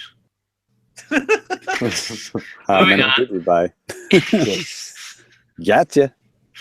Yes. What do we got here? Majora's Mask fan-made short. Oh, this is the thing I haven't actually watched yet. Wow, this is You amazing. fool! What is wrong with you? I saw this when I was at work today. I saw it when I was at work too. You know what I did? I goddamn watched it anyway. Oh well. He told his students, wait there a second, gotta be back, gotta watch something. Should have It's done it like the boss. amazing. It's amazing. Everyone has to see this. It's called Terrible Fate. Majora's Mask Terrible Fate. And it's basically like a backstory of the Skull Kid. Skull Kid, yeah. It's kind of horrific, actually. It's horrific, it's sad, it's amazing, it's beautiful, it's got a great like soundtrack. I mean, the CG on this stuff is just like unbelievable. It's like beyond Hollywood. It's like who made this? Beyond good and evil. I mean, it's crazy. For context, this is like a fan-made Majora's Mask, like a short movie. It's only like 4 minutes long or something. But fan-made is really like, selling it short. It's like, like professional, like Hollywood level CG artists fan level. Yeah, it's like a small mini company. They've made ads for like Coca-Cola and stuff. And holidays are coming. It at first glance it looks terrible because it's like, oh, it's another grimdark reimagining of a Zelda game, like with hyper realistic like animated cutscenes and stuff. And then you watch it and it's perfect. Like it is. Whenever anyone says no, you could never make a good video game movie, this is the perfect video game movie. It's so good. Back, I think maybe last year, some Japanese, maybe it's just one guy, he did something about like Metroid. This I'm talking like a minute, 20-second, like really like hot clip. Okay, not like that kind of hot, but was it the one with Jessica Chobot from IGN in? No. I don't think so. No. Oh, wait. That one was pretty good. Don't even worry about what I'm saying. Okay, already forgotten about it. Good. What are we talking about? Yes. Moving on here. We're going to go ahead and bring back something that we haven't talked about for quite a while. I know you guys have been wanting it. And yes, they're here. Has it got theme music? Charts. There you go. That's the thing. That's it. When I clicked on this link, I thought it was like well, first of all, I thought it'd gone back to 1997. And then I thought it was like just a forum page that somebody had done. But this is actually the official Media Crate page. They've actually started doing like an English site. Is this a new thing? Like, I don't remember them having English. I could have sworn that they had listed stuff before, maybe. It's always been in Japanese. I'd always usually just check the NeoGAF one because they have like the total numbers of... So that proves that it's not been in English because we always have to read the NeoGAF translation, right? Yeah, and like I said, the NeoGAF one, if you want to check this stuff out, you should obviously check this out every week because we can't give you this information every week. Well, anyway, but cool. I think this is Ty's job, isn't it? Top 10 from Media Crate. Yeah. All right. Not a lot of Nintendo stuff here in this top 10. Yeah. Said the floating burger. All right. Star Rush, Mario Party Star Rush just missed out. Wow. All right. If you want me to go through all these non-Nintendo ones. All right. Okay. 1 and 2 are Fate Extella on Vita and PS4. Marvelous entertainment. You know what kind of thing you're getting into with this. You do. Now we've got the real gem here on the 3DS. We have Prepara Awaken, the goddess's dress design. What the heck is this thing? YouTube. Well, you guys were talking about Zelda or whatever. This looks like a game I would be super excited to play. Ironically, It's clearly for 12-year-old girls. Yeah, I mean, Takara Tomy. I mean, these guys. Yeah, this is a toy company. I mean, that's right. Wow, You probably get like a bracelet with it. I mean, this box does not hold anything back. The box for this game is intense. oh, I think I saw this on Nintendo's website and just said, I was updating game profiles. Said, nope, not gonna even bother to put this one on the website. It's good. All right, check that out on YouTube if you dare. All right, number 4, we got Elder Scrolls Skyrim San Andreas on the PS4 or whatever. coming to Switch in only 4 months. Yep. Call of Duty Infinite Warfare. Number 5. One of my students asked me about this, and I told him, no, play Overwatch. Then 6, we got Fate Extella again. Say what? The Velver box? Oh, a double pack? Jesus Christ, look at the price. It's 21,000 yen. It's probably one of those huge-ass boxes full of all sorts of crazy shit in it. Yeah, 21,000 yen is about $200. Yeah. Holy crap. Yeah, I'm sure there's an unboxing video of that on YouTube. You probably get an anime girl with it.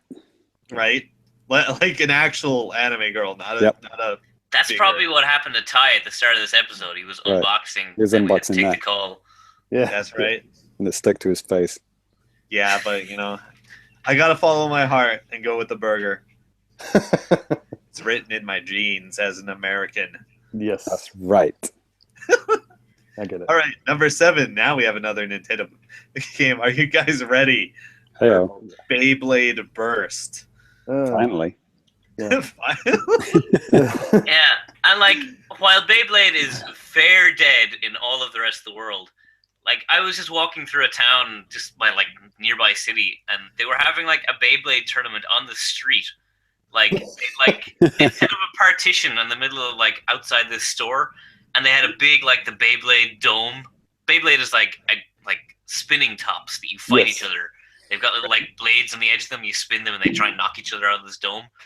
And they had this big ass dome set up in the middle, and all the like kids and adults were like lined up with their Beyblade launchers, and there was a big tournament going down. And adults. That's cool as fuck. Yeah, so I was pretty hyped to see that in the street. Yeah, I like to imagine there's like these little pocketed, highly competitive Beyblade communities. Kind of like how small town Montana had a thriving Yu-Gi-Oh scene for some reason. True story. Beyblade. Cyrus, did you see my Twitter picture from an arcade, which was like target audience and actual audience sat next to each other? That is a common occurrence in every place in Japan. I think it was a Dragon Ball card game. It was basically like, a 35 to 40-year-old guy playing next to like this 7-year-old boy. They were not related, and they were not, father and son or anything. Like I've seen in Bic Camera, which is like a general like electronic goods store here. They usually have a mini arcade section up in like the toys floor where they've got a few of these games where you win cards and you have to play again, win more cards, blah blah blah. And this is the same where you'll see like a line of like adults all waiting to play. And then a mother and father will come up with their child and like wanting to play the machine and see this line of adults and just go, "Sorry, kid, we can't play," and then just leave. You're just like, man, what the hell is wrong with you? I found the exact photo I was thinking of. If you'll direct your eyes to the chat, I'll put this in the YouTube chat as well.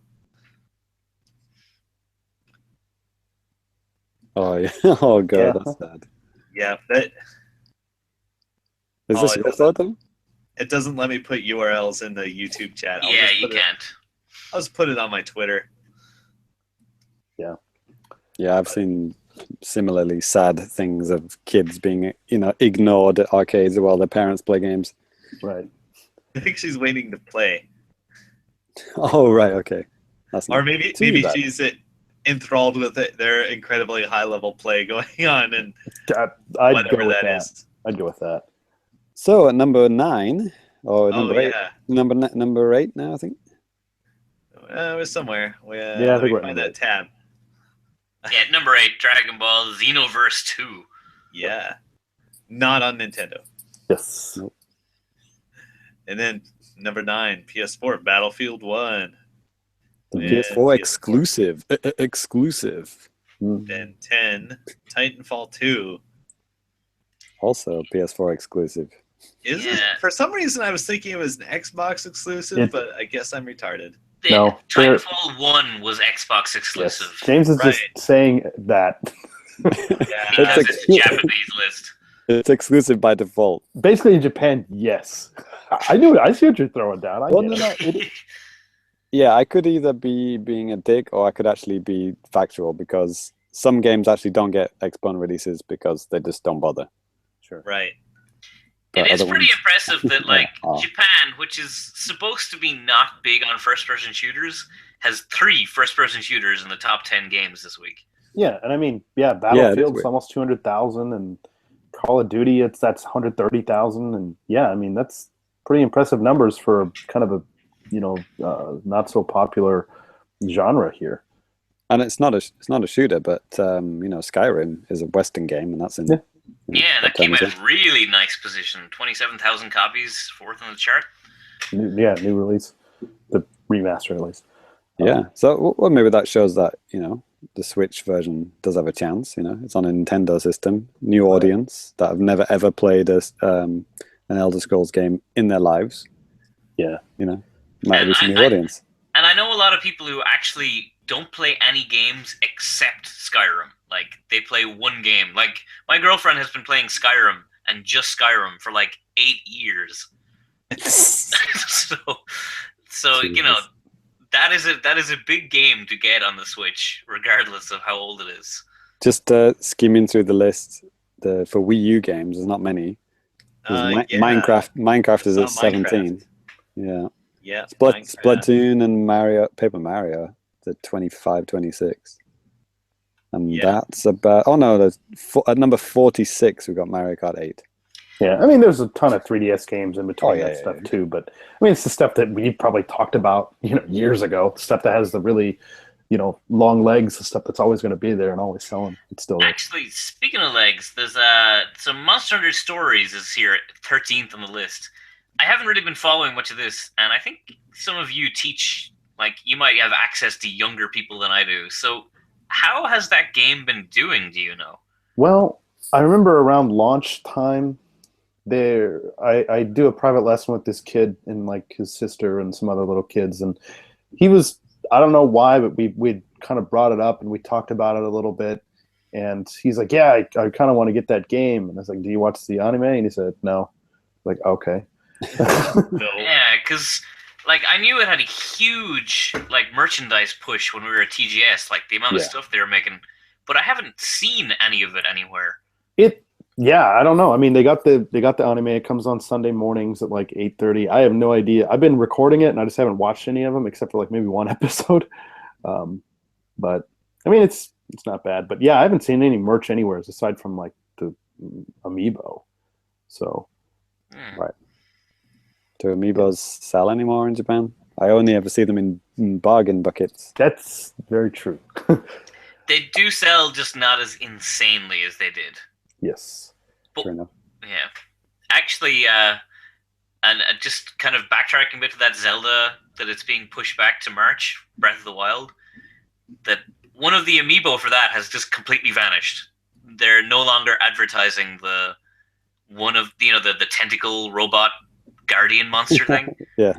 That was like, that's just gone. They've stopped mentioning it on any of their websites. And interesting. Too complicated? I thought, fuck it. It was supposed to have like posable arms and everything, so they might have run into like manufacturing issues. Choking hazard, maybe. Yeah, and then coming alive and choking children. Yes. And then still only charge 1,200 yen for it. Yeah. They still haven't worked that out, have they? You can actually charge more for things that cost you more. Yes. Anyway. So let's go through the hardware here really quick. I'll just kind of run through from bottom to top. Come on, give me the X-Bones. I'll give you the X-Bones there. 200? This particular week, not even 200, 171. In the PS3, edged it out. They were 611. And the Wii U came in only 2,700 units. PlayStation Vita's up next, about 10,000. And the 3DS, about 32,000. And then the PS4 with 92. So, shit. Well, the 2DS is selling a healthy amount of units. Oh, one of my students brought a 2DS today. It's the first time I'd actually held one, like an actual one. They had a green, I guess it was a Pokemon Green. Is it? Yeah, Pokemon Green, right? Pokemon Green Special Edition. It's like that translucent kind of. Yeah. It's quite nice actually, and the buttons are totally different. They're like mushy, they're like squidgy, like soft, rubbery kind of feeling. And yeah, it's very, very different. Yeah, it's selling better than the regular new 3DS, according to the numbers I'm looking at. It's a lot heavier than I thought as well. From when you look at it, it looks like a very thin, cheap piece of plastic, but it's got some heft to it. Cool. Pretty cool.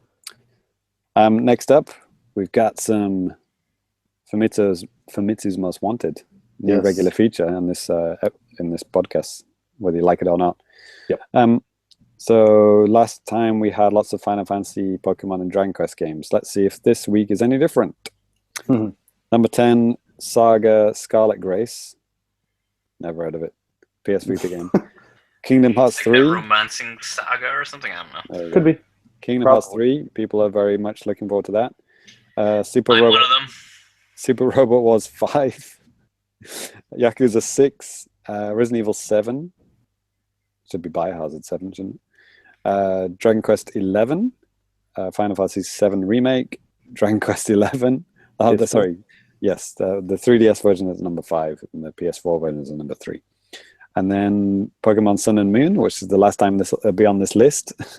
People very much excited for that. It's the second. Switch over to Stars next week. Yeah. And then, well, no, this is on the officially announced games, isn't it? And then last is Final Fantasy 15, which is another game which won't be on next week. Right. Yeah, it's funny. The number 1 and number 2 are games that were just about to come out, so I guess people are just going mental. And just like the hype train was just, getting derailed. And I was, there's other games that are almost out. I think, isn't Last Guardian out soon? Like December 6th or something? Duke Nukem Forever. Yeah. Duke Nukem Forever is not on this list. Watch Dogs 2 is on this list. Is that being delayed in Japan? It might just be coming much later. Like Doctor Strange, for fuck's sake, fucking next year, fucking. I wanted to see the Assassin's Creed movie, but that's not coming till like March. Hey, we got a good string of movies coming out on time, kind of here. We've got the Harry Potter movie is out this week. It's a little late. We got Moana. We got Star Wars. We're in good shape. It's been worse. Yeah. And Danny, you'll be glad to hear that Megami Meguri, the Train Pass activated 3DS game, is hanging in there at like 39th most anticipated game. Oh, excellent! This really is that you? Did you vote for that? Yes, that was me. Yeah, it says 128 of those votes. Yeah. There you go. Good. Yes. So, I guess that kind of does it for our Famitsu charts. So, Famicast Most Wanted. Maybe we should do a Famicast Most Wanted. Hey, readers, listeners, what do you what Japanese game are you most looking forward to? Doesn't have to be Japanese, I guess. Barkley Shut Up and Jam Gaiden 2. That's Japanese, right? Hell yeah. Probably. That's the word Gaiden, excuse me. So Gaiden. You're Gaiden. Yeah. So next up, James has a special motherfucking quiz, bitches. That's offensive. I know. Excuse me. Pardon my language. So yeah, if you are actually listening to us live right now, go ahead and check out the Famicast Twitter, and you can get a link so you can actually do this quiz with us right now. You can. In real time. Yeah. So I've already signed up, maybe through some downtime through the episode, and hopefully Cyrus and Ty have signed up, and hopefully James is going to start it sometime. I'm in. Signed up. It's not like you have to pay money to enter, isn't it? I had to. What the hell? Okay. So we've only got the Famicrew in at the moment. There are no actual listeners if you want to, a again, holiday yeah, in America. People come on, don't care. guys, it's Thanksgiving. Yeah, in I America. just like I had like an English class just before this podcast started, and usually we have like 10, 15 people at it every time, but today there was like 3. So Oh, well, snow. It was the first time of snow. Well, first time it snowed in November around the Tokyo area since, when was that, James? in You posted that, didn't 54 you? years. Yeah, so it's something that happens Yep. very often. Yeah, it snowed. It snowed. It snowed. There's a blanket of snow in my garden right now. It's Yeah, mental. mine too. Same. Okay, here we go. So today's quiz is a musical quiz. We're going to be listening to 6 tunes, and they're 8-bit remixes of games that are not 8-bit. Oh God, so this is going to be playing on all of our devices at the same time, so we should probably hit Well, you mute. all got headphones in, so you're not going to hear it. Well, no, I'm doing it on a separate device. Say what? I'm doing it on my phone, and okay. You're doing the quiz on the phone? Yes. Okay. So you probably want to like not do that. Oh, you can't open a new window? I can. I just don't want to keep running a lot of shit on my computer. Actually, no, that's cool. Danny, you should do that. Other guys are not going to do that? Are you going to do it in like a new browser? I'm just going to Yeah, hit I got mute. it here. You're using the same headphones to listen to our voices and the quiz, right? Yup, these Right. big old things I got in my noggin. Okay. Ty, is that the same situation for you? Okay. Well, Danny, this is actually going to be quite helpful because the video viewers are not going to be able to hear the sound. You know, like of course, the people listening live, of which there are 0 right now. No, there's a few. They're not going to be able to hear the music. So if you play the music from your device, it's not going to sound very good. But you know, in the final edit, in the podcast version, it's going to sound good. But so yeah, just crank it up on your smartphone if that's suitable. Is that okay to do that? Maybe. No one like asleep next to you. Could be. We'll see how this goes. Well, Welcome. just put it really near the microphone, and then do it quiet and do it quietly. Okay. So yeah. So here we go. The first song we're going to listen to. Please have a listen. I want you to tell me which game it's from, and for bonus points, you can tell me like the world or the stage it's from as well. Okay. All right. If you just get the game, that's good enough. So yeah, go ahead, press play. Where do I submit my answer? After this, I will change the slide, and you'll be able to Okay. write your answer. Okay. So we're going to listen to about a minute's worth, I think.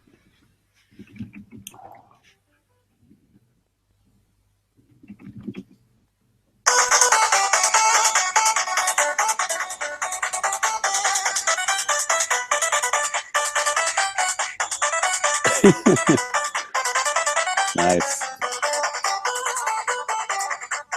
I am so bad at these kind of quizzes. Hey, Danny, hold it closer to the speaker, man. You can turn it down a bit.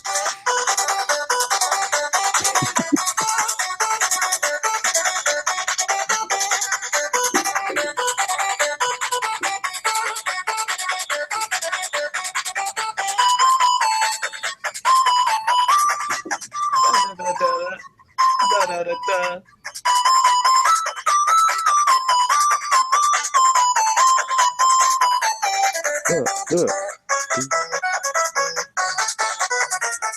Okay, so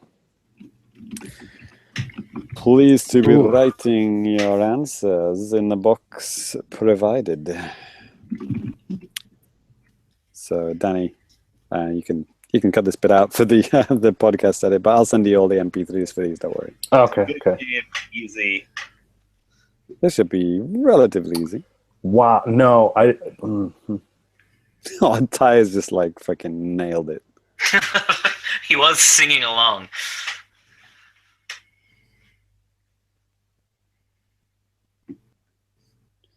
Cool.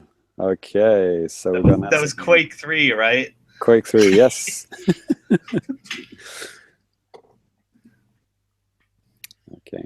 Maybe I should have made it clear that the guys listening, you have to press play and listen to it yourselves. Yeah, I I didn't do can't. that. I was listening to Danny's version. I got to Okay. press play on the please wait screen that was up for the last couple hours. So I got a leg up on that.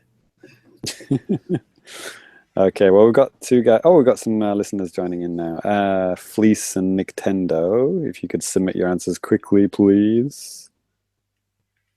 They're probably like just listening to the full track like 3 times before submitting it. Gonna have to do a countdown because we can't be here all night.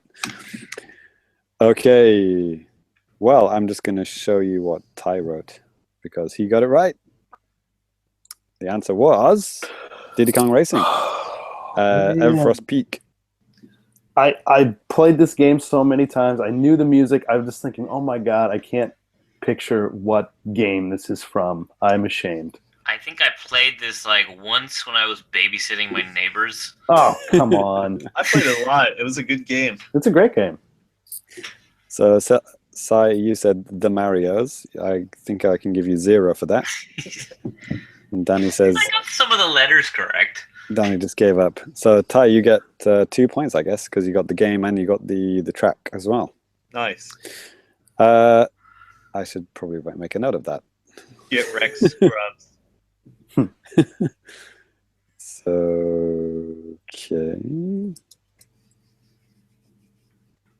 okay, cool. So let's move on to the next track. We're only gonna listen to about a minute. Okay. Please press play. Yep.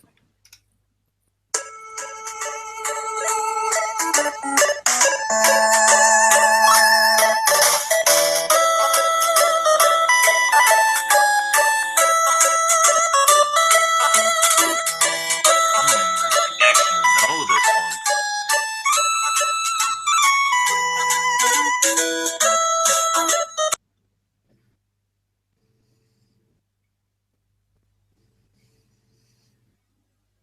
No, I lied. I have no idea. Somebody Danny, I think you just muted yours, which has got the music on. We kind of need it. Ty muted me. Oh, yeah, that's what I mean. I did. I didn't know that was for everybody. Oh, I'm sorry. How could Ty mute you?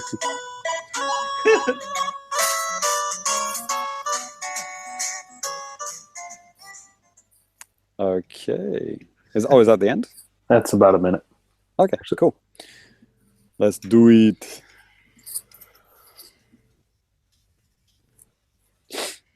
So, like I mentioned at the beginning, these are not 8-bit games, but these are 8-bit remixes of games. So, could be a SNES game, could be an N64 game, could be a GameCube game, could be anything. Right. Could be a Wii U game. Could be some obscure Europe-only game. Yeah, could be that. It's not, but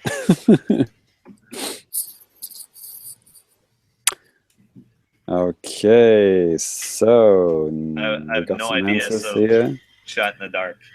Okay, cool. So one of the listeners, Nick Tendo, he says Harvest Moon. That's not correct. Ty says Mother 3. That's not correct. Sai says The Animal Crossings. That's not correct either. Danny, he actually got the closest. It was, in fact, Super Mario Galaxy 2, but I'll give you a point. I'll give you a point for that. Well, I put Galaxy 2. I put ... Nope. Yeah, it was Galaxy 2. It was Freezy Flake Galaxy. Okay. So you can notice a little theme developing here. Nope. No? Okay. Well, the third one might make it even more obvious. Okay. So, Danny, let's take it away. Okay.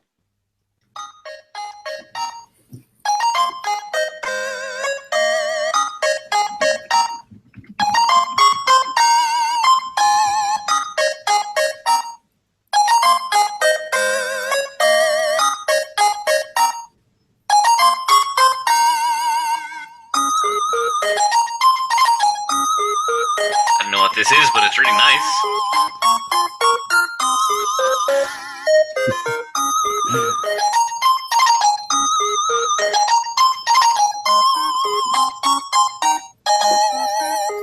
It could be hard for Danny. You might not have played it.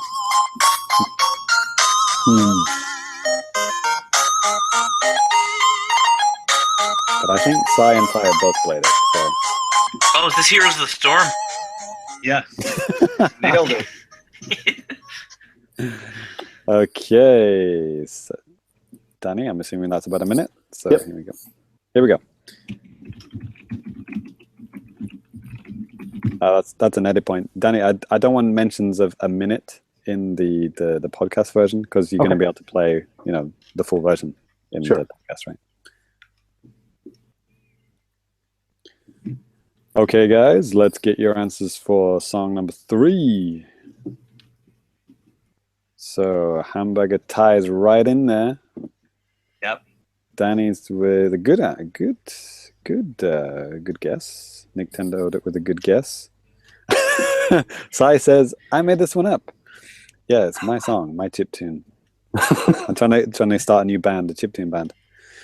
Actually, Nintendo says Earthbound, which is actually kind of close in a way, but it's not the right answer. Danny says Chrono Trigger. Good try. But Ty actually had completely the right answer. Which is Undertale, Snowed in Town. Oh yeah, this was on a Nintendo console, wasn't it? No, it's not. I don't think it is on a Nintendo console. No? Which is why I said Danny might not get it. I haven't played this game.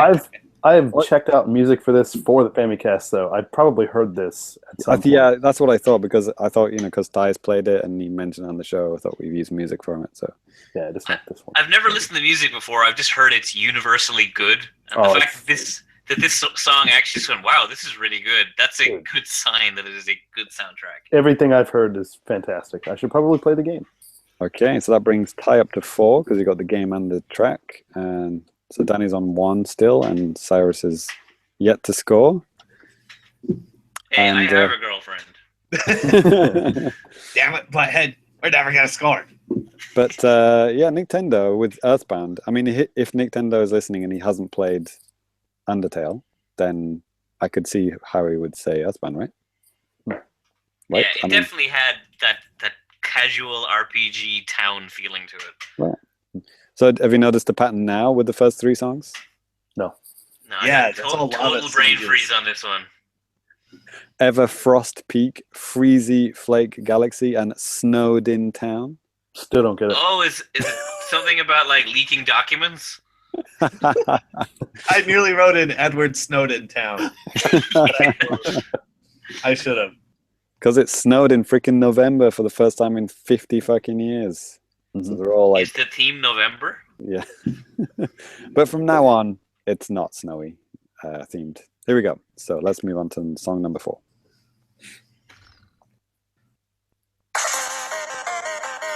Oh yeah, I got this one.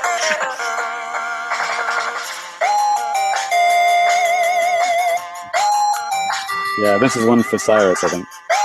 Oh, well, you just said it's not winter themed. Now I'm fucking out the window.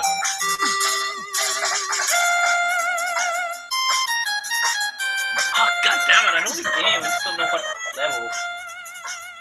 Maybe.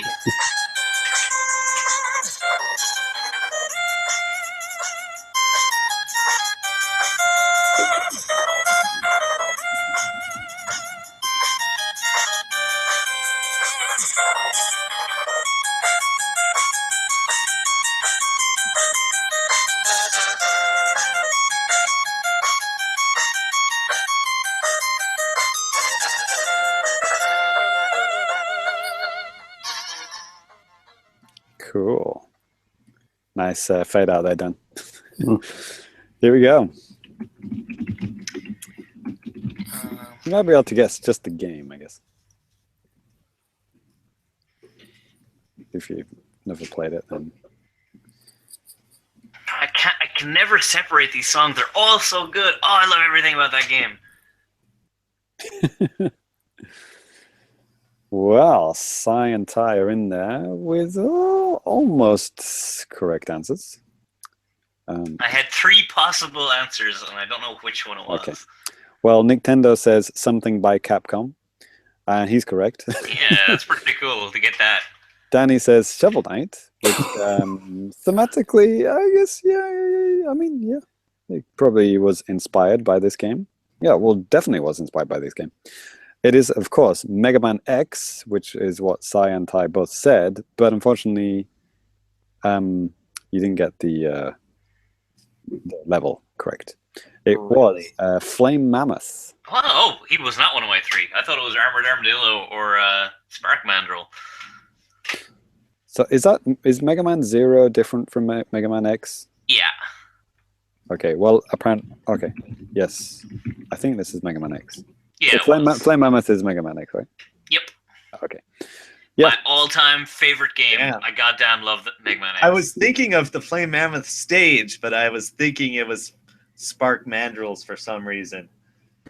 Well, Tai, that means you get 5 for that one. You get an extra point for that one. And Sai, you got your first point.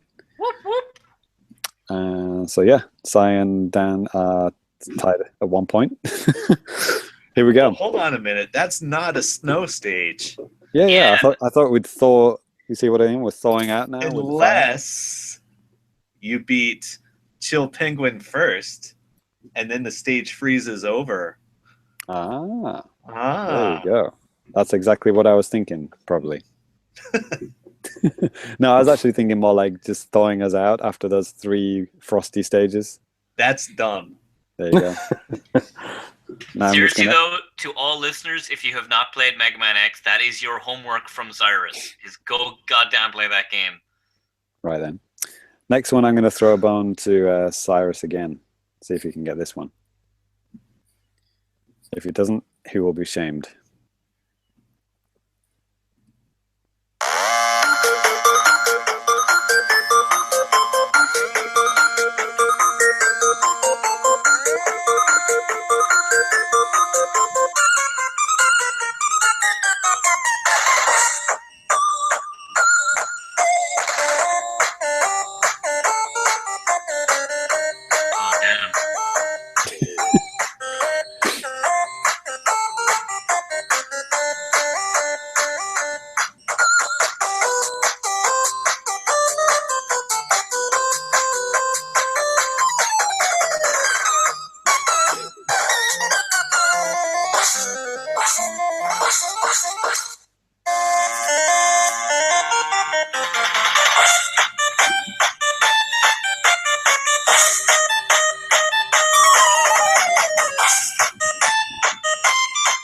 I don't have a goddamn clue. I don't know what bones you're throwing. Okay. Don't worry, Danny. I've got the last song is for you, so you're gonna get the last one, I'm sure. This one, maybe not. But the fact that I said it was for Cyrus is a massive hint for all of you guys, right? Right. I got it. I'm still guessing. I have no idea. It's an educated guess, though. Mine too. Danny, that's great. Brilliant. Okay. Nick Tender says Animal Crossing, so he clearly knows Cyrus and the games he likes. Danny says Animal Crossing, goddamn amiibos. Danny says Bomberman 64. Bomberman 64 is cool music. Does That's it really? Song in it though. Okay. And Cyrus doesn't stop talking about it on the show, right? Yeah. I know. Ty says Sun and Moon, Pokemon Sun and Moon. That would be fast work, wouldn't it? Creating 8-bit tunes of Pokemon Sun and Moon and already? Yeah, it's been done. Oh, okay. I'll take your word for it, but you're wrong. So this is Cyrus's answer. Cyrus said something Pokemon. Let's be awkward and say Pokken, and you're right. Yeah, it is Pokken. Yeah, Jesus, it is Pokken. I thought you'd all get that because Cyrus talked about Pokken for like 36 episodes. Yeah, but I played it for like 36 minutes. Yeah, Pokken Diggersby Land. Does that make any sense to you? I assume it's one of the stages. That's that horrifying rabbit. Oh, yeah. Diggersby Land, yeah. So that's, Diggersby Land from Pokken. Oh, man, in the chat, fucking Fun Gamer, he was on point with that answer. Oh, really? Did I miss that? Yeah, he got 2 points. There we go, Fun Gamer. Oh, he's not Fun Gamer. You should join the official. I'm guessing he probably joined software. the chat halfway through the quiz. So Okay. Well, should we give him the link so he can join in with the last what do you call it? Last question. I'll just put that in there. There you go. So go to @the_Famicast. And I already pasted it in for him. There you go. Fun Gamer 64. Did you paste the URL in there? Oh, am I not allowed to? No, you can't post URLs. Oh, well, maybe you can if you it take doesn't out have, the HTTP, I guess. right. huh. There you go. See if that works. It might not work. Cool. Oh, it's good. Oh, so people are joining in the chat in YouTube. Cool. So here we go. Anyway, let's move on to the last. Yeah, the last song. Here we go.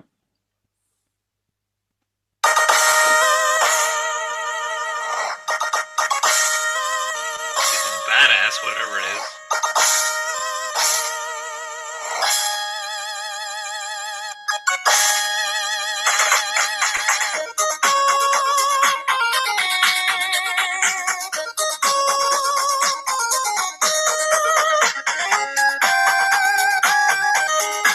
Oh, that's familiar.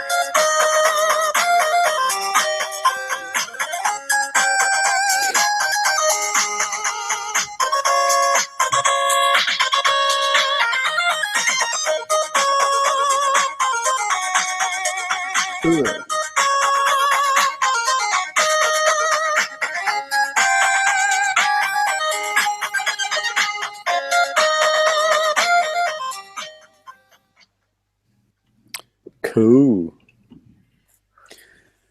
Okay. Let's see what we got.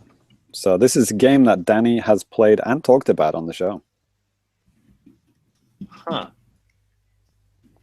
I am drawing blanks on everything. It's like this is ridiculous. This should just be a give me. And for whatever reason, everything that I even have remotely thought that I know, it's just, my goodness. This is probably embarrassing. I definitely remember you talking about it. Wrong. This is wrong. This is so wrong. No way. My defense of getting really low points in this is that I'm really bad at these kind of games. It's the perfect defense. I have the worst musical ear. I have no idea what music is. So Nintendo's got an answer. Cyrus says baseball the game. Yeah. I should have said bases loaded or something. Ty says Mighty Switch Force. Did you talk about Mighty Switch Force, Danny? All the time. I think I talked about that one time. Man, you guys are... It was a shot in the dark because it sounded like one of the composers for Way Forward. There it is. Oh my goodness. There it is. There it is. Man, that's... Yeah, no, you're embarrassingly far off from this one. Nintendo is probably the closest. He says Lilac Wars, aka Star Fox 64. The Mission Complete theme. Nope. I just put it in the Danny just changed his answer. No. I literally... Why did you... Okay. No, I think... Yeah, it appeared as I was talking, so I'm going to give you the benefit of the doubt. But, so yeah, it is it's Star Fox Zero, but it's a remix of the Star Fox 64. Because, there's lots of music which is similar to Star Fox 64. Yeah, so that's why I thought everyone's played Star Fox 64, so I thought you'd at least get Star Fox. Right. So, Ty, you should be pretty embarrassed about that. Yeah, what stage would that be from Star Fox 64? It's after you clear the stage. It's called Mission Complete, so that means Ty has never actually got Mission Complete. That's right, you got me. I think I played Lilac Wars at one of my other friends' house. I wasn't babysitting that time. Okay. Congratulations. What I'm trying to say here is I've had very limited exposure to Nintendo consoles. Oh, right, okay. Excuses. So yeah, Danny, I'll give you a point for that one. Okay. You're just in time for that. But yeah, Star Fox Zero, Danny, you talked about this on this show, right? Maybe once. Not all the time. But you played it. I have it. I don't think I said that you played it all the time. I think I was talking about that with Cyrus and Pokken. You get confused with what I do like about the fact that this is a video show, I can see you all thinking. Yep. Oh yeah, I forgot we had videos. My thoughtful hamburger face. Yeah, yeah. Especially Ty, the thought process just going through that hamburger head. Okay. So yeah, for video viewers, if you got in late or you missed it, you know, the audio version will be in full, you know, audio perfection. It'll have the full tracks and nice quality, and you'll be able to, you know, listen to them properly. So please do enjoy. And yeah, that's the end of the quiz. So the final scores were Danny and Cyrus on 2, and Ty with 5. Yeah, Ty. Shut up. Our winner is you. Okay. Oh, you Was don't there want? ever any doubt? Do you want your screen? There you go. My screen? There you I go. got a bicycle. You win a bicycle. Sweet. Oh, goodness. A winner is me. There you go. Where are the Congratulations. handlebars on that bike? That looks very dangerous. Hey, it's Hulk Hogan. He doesn't need doesn't worry about things like that. Oh, I that's like Hulk his Hogan. display of superiority that he won a race using square wheel tires. Oh, yeah. All right. Okay, so Danny, we're going to move on to some little bit of tweets. We've only got a few, right? Yeah. Let's go ahead and go back to the feedback and tweets and all that. And if you guys want to send us stuff, like we mentioned many times already, you can follow us on Twitter at the Famicast. If you want to send us a longer type of thing, hit us up via email, famicast@nintendoworldreport.com. Hit us up on the comments here on YouTube, or if you're on nintendoworldreport.com, leave a comment in the talkback thread below, and you can get your comment, complaint, or whatever read out on the air like these guys. So, James, what do we got, man? Lady Lindis asked, I don't suppose you guys keep a list of the various game songs you use in each episode. That's kind of a good one to talk about with this one, because we use lots of music. Yeah. I mean, well, we told you what all the ones were in the quiz, but I guess she's talking about the ones, you know, with the between the sections and stuff. I mean, I think I replied to her on Twitter, like, we actually used to do this, like, in the article we used to have like a playlist of all the songs we used. Yes. But we kind of got like lazier and lazier and kind of stopped doing that. Yeah. But, honestly, I mean, we might still be lazy, but I still as long as it's something that's within the past year or so, I probably still have the tracks on my computer, so I can, tell you what it is and stuff. So if you guys are interested in that type of stuff, just hit me up on Twitter at DannyBiv. Do you have it in folders, like Famicast 50 folder? Yes, I have 51? 92 folders plus. With the songs in it? You don't keep the some of them I GarageBand went through and files, deleted. Some of them actually I still have. Do you keep the editing files, like GarageBand files? No, I delete those. So I was going to say, they're like gigabytes, aren't they? Yeah, that's like 10 gigabytes for a podcast file or something. Right. So next one is from James Jones, actually. We'll be hearing from him shortly.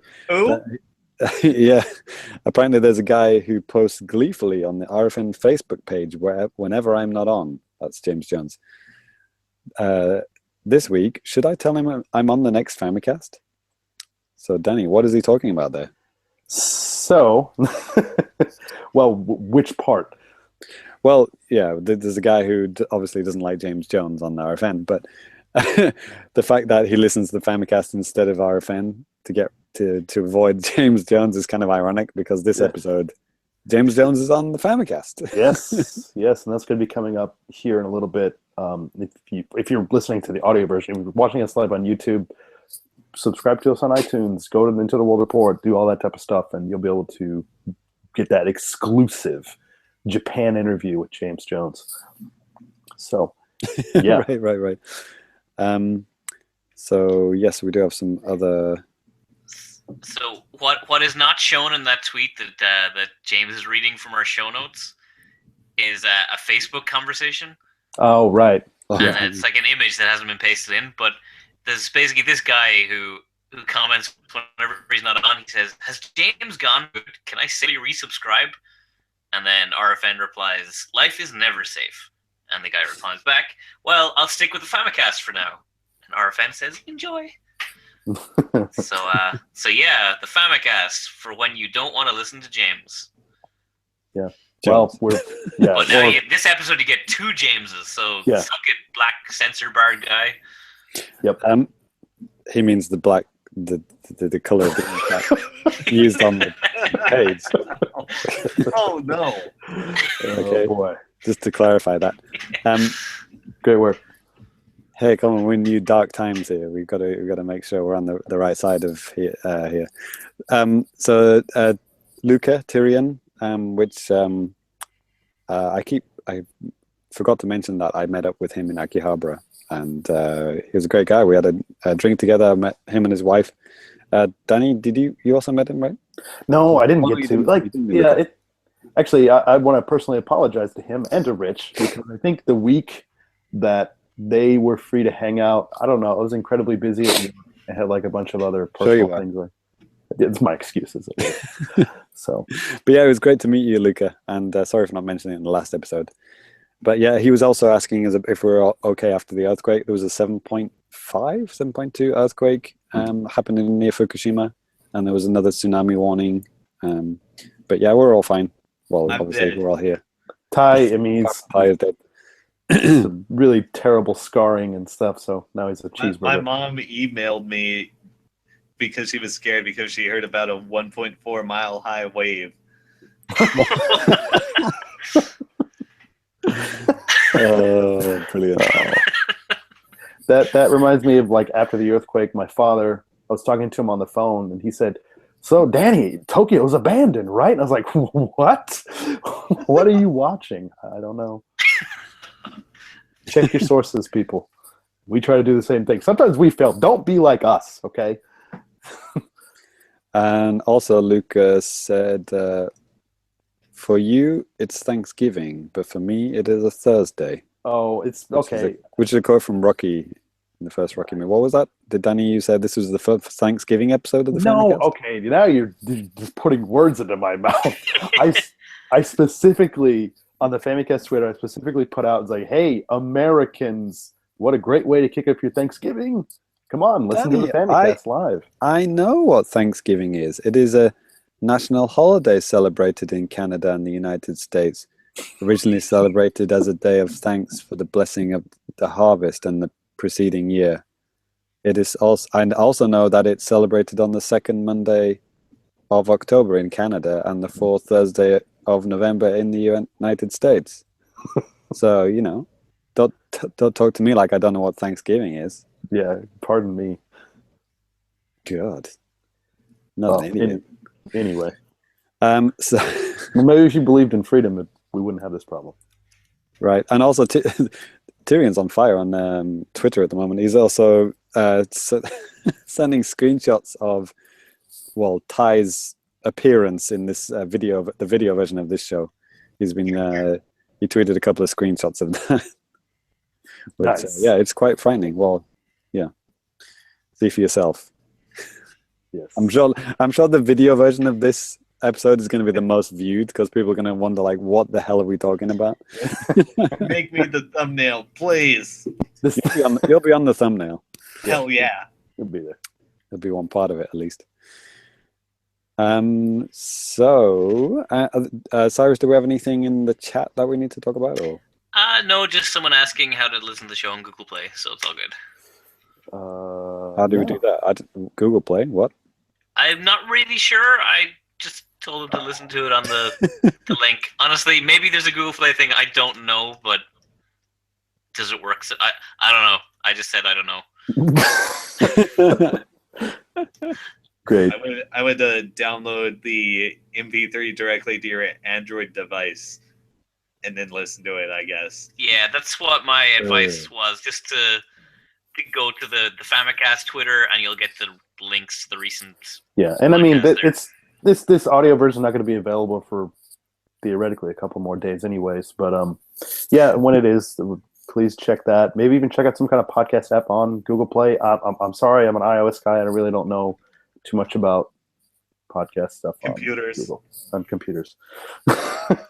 So, Danny, this is the end of the regular part of the show. Yep. But it's not the end of the show entirely, right? No. I mean, there's another fucking hour of it. Jesus there's another Christ. Fucking whole, basically double this what we've already done. It's gonna be fun. Not quite that, but I know. But no, we had a great time to sit down with James Jones. It was me, JC, and Ty talking with James Jones just about a lot of just different things about Japan. And then actually the day after that, I actually got to meet James Jones in person, and also Carly, staff member from Europe on Nintendo World Report as well. And that was really fun meeting up with those guys, showing them around Akiba and going to the Capcom bar. Oh, nice. It's kind of weird that we're talking about the future as the past before it's actually happened. But are you going to have not done? Oh, I mean, but done yet in the future? I mean, my wife and I are going to go to Tokyo and meet up with Carly and James Jones at the Capcom bar, and I think it's up Shinjuku. And then it's like a theme Capcom bar with a bunch of different themed food. What will you drink?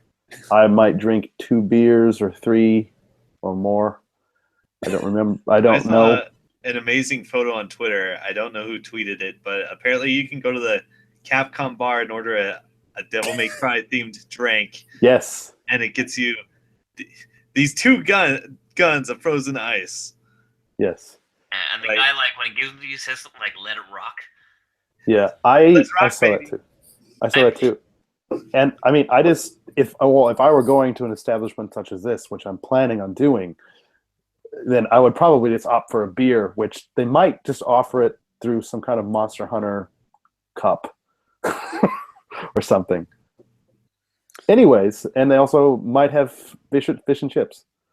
Okay, good. That means it's time to give our Twitter handles and get the hell out of here. So if you want to follow me on Twitter, you can. Please do, maybe. You can follow me at DannyBiv, DANNYBIV. James, how about you? Yeah, follow me at Family Complicated for a bizarre mixture of, video game Switch news and decrying the end of the world and sobbing every night. Kind of a go between the two, to be honest. I just stick to games and food. Yeah, and drinks. Probably best to at this point. Yeah. Ty. Oh. You know, all the stuff James has said, I saved that for Facebook. So that leaves video games and like dark ironic humor and snark for my Twitter account, which is Super Cat Drugs. All the supers, all the cats, whatever. Cyrus. You can find me at Celsai, where I pine about not being able to play Pokemon Sun Moon. Poor. That's pretty much 100% of my tweets at this point. Wow. That sounds like an awful account to follow. Wouldn't do it. All right. Well, on that note, I'm not going to deny it. I feel a sickness coming on Danny. You know, feels like my throat is really sore. Yeah. Well, it might suddenly change over the next hour or so, starting right now. You might. All right. Well, we're going to be out of here for the main part of the show. So catch you guys next time. Cyrus, get the fuck out of here. Just get out, man. Get out. Get the fuck Get out. This is a no Irish club. Oh. Oh. Too far? Sorry. Maybe. It's okay. Yeah, so do we have any extra video content? I mean, it is getting kind of late here, guys. Except for I have this orange glow on me this whole time. The reason being is because my heater over here. Okay. This is the only room in my house that doesn't have like a proper heater. So yeah, welcome to my world. I am currently freezing to death in this room because I only have like a fan heater, and that would be way too loud for recordings. That's why I've got this big ass fleecy jacket on, and that's why I've been drinking this tea to stay warm in this room. I'm freezing. God bless you, laddie. Japanese houses are the worst. It's like too hot in summer, too cold in winter. But I just wanted to show. I don't know if you can see this, but like this is a poster for a new Kamen Rider movie that's coming out. And do you know, like, there was an episode where I talked about, you know, how they changed them so often, you know, like every year or whatever. Well, this combines like the past like 5 generations into one movie. And the one in the middle is the they current can clear one. up all the stuff they haven't sold. Yeah. The middle one is the current one, the based on video games. I'll say, why were you touching his crotch? Why not? Okay. That's the one, the drive one. You know, the one that has got like a car. Motorcycle dude. He's got a tire around his chest. That's like a samurai one. That's the ghost one, and that's I don't know what that one is. That was before my son started watching it. But yeah, it's probably like 3/4 years worth of Kamen Rider people in one movie, and my son really wants to watch that at the cinema. More like Cramin Rider. Oh, yeah. Crafton Rider. But wait, I mean, it's cheap. You can see movies for cheap with kids, right? It says 1,400 yen here. Fuck Okay, it, that's am I not going to bad. be paying that? And I've got to go with him and watch it. You got to pay the adult price too. I think it's expensive because you get like a toy. Well, that's cheap compared to the regular price of like 1,800 yen standard. Well, kids usually like 900 yen though. Oh well, I'm not a kid. 800, 900. And it's weird. These kind of movies only last like 30 minutes, like 30, 40 minutes. What, really? Yeah. I mean, some of them are on Netflix. If you want to see the older ones, like Netflix have got like a few of them on, and they're basically like an episode and a half. Ugh. And they really are designed for kids. Like just like short attention span. Yeah. I mean, the Pokemon ones are like almost like that. I mean, they're not that long. They're only like 90 minutes usually. The Pokemon movies, right? Like the minimum length for a full feature length film. The last movie I went to see in the theater here was Batman v Superman. Oh. Well, that was like 6 hours long, yeah. Yeah, but I remember it was like 90% of the people in the audience were foreigners, just like because it was the English version with Japanese subtitles. Right. And then the subtitles didn't work. It was just English. Yeah. And so they canceled the movie, and like after they tried restarting it 3 times, so I saw the intro like 3 times, and then wow. And then they like the subtitles just didn't work at all. I didn't know. Yeah. Wow, I didn't know there was a thing. I just thought they were like hard coded into whatever they had. It's separate apparently. So they said, "Yeah, sorry, there's a problem. We're gonna have to cancel the theater. Here's free tickets for another time." And all like I just went up and was like, "Hey, look, there's literally 2 Japanese people in this audience of 15 people. Can we just watch the English one with no subtitles?" And he was like, and he just turned to the guy beside him and was like, "No, there's a problem with the machine. We can't watch the movie." And it's like, you just showed us the movie 3 times. Come on, just be nice to us. And he said, "Please understand." Yep, that's good. I think Ty has shown us enough for this episode, so we don't need to ask him. Right. Like, not sure how I can switch back to my regular camera without failing can't actually show himself. I think I'm trapped as this hamburger now. I have. I'm stuck in hamburger land. Check my Twitter to see a good hamburger video. And I guess I have a pile of Japanese Xbox games that I just bought, but I can't show you. Fun fact that actually Ty's normal camera is on at the moment. Oh yeah, the other one is make believe. It's like the flesh puppet. Imagine what it's like to be human. Oh, isn't this funny? It was like an $8 thing he bought on Steam to make himself human, and well, now we see the real Ty. There you go. I knew it.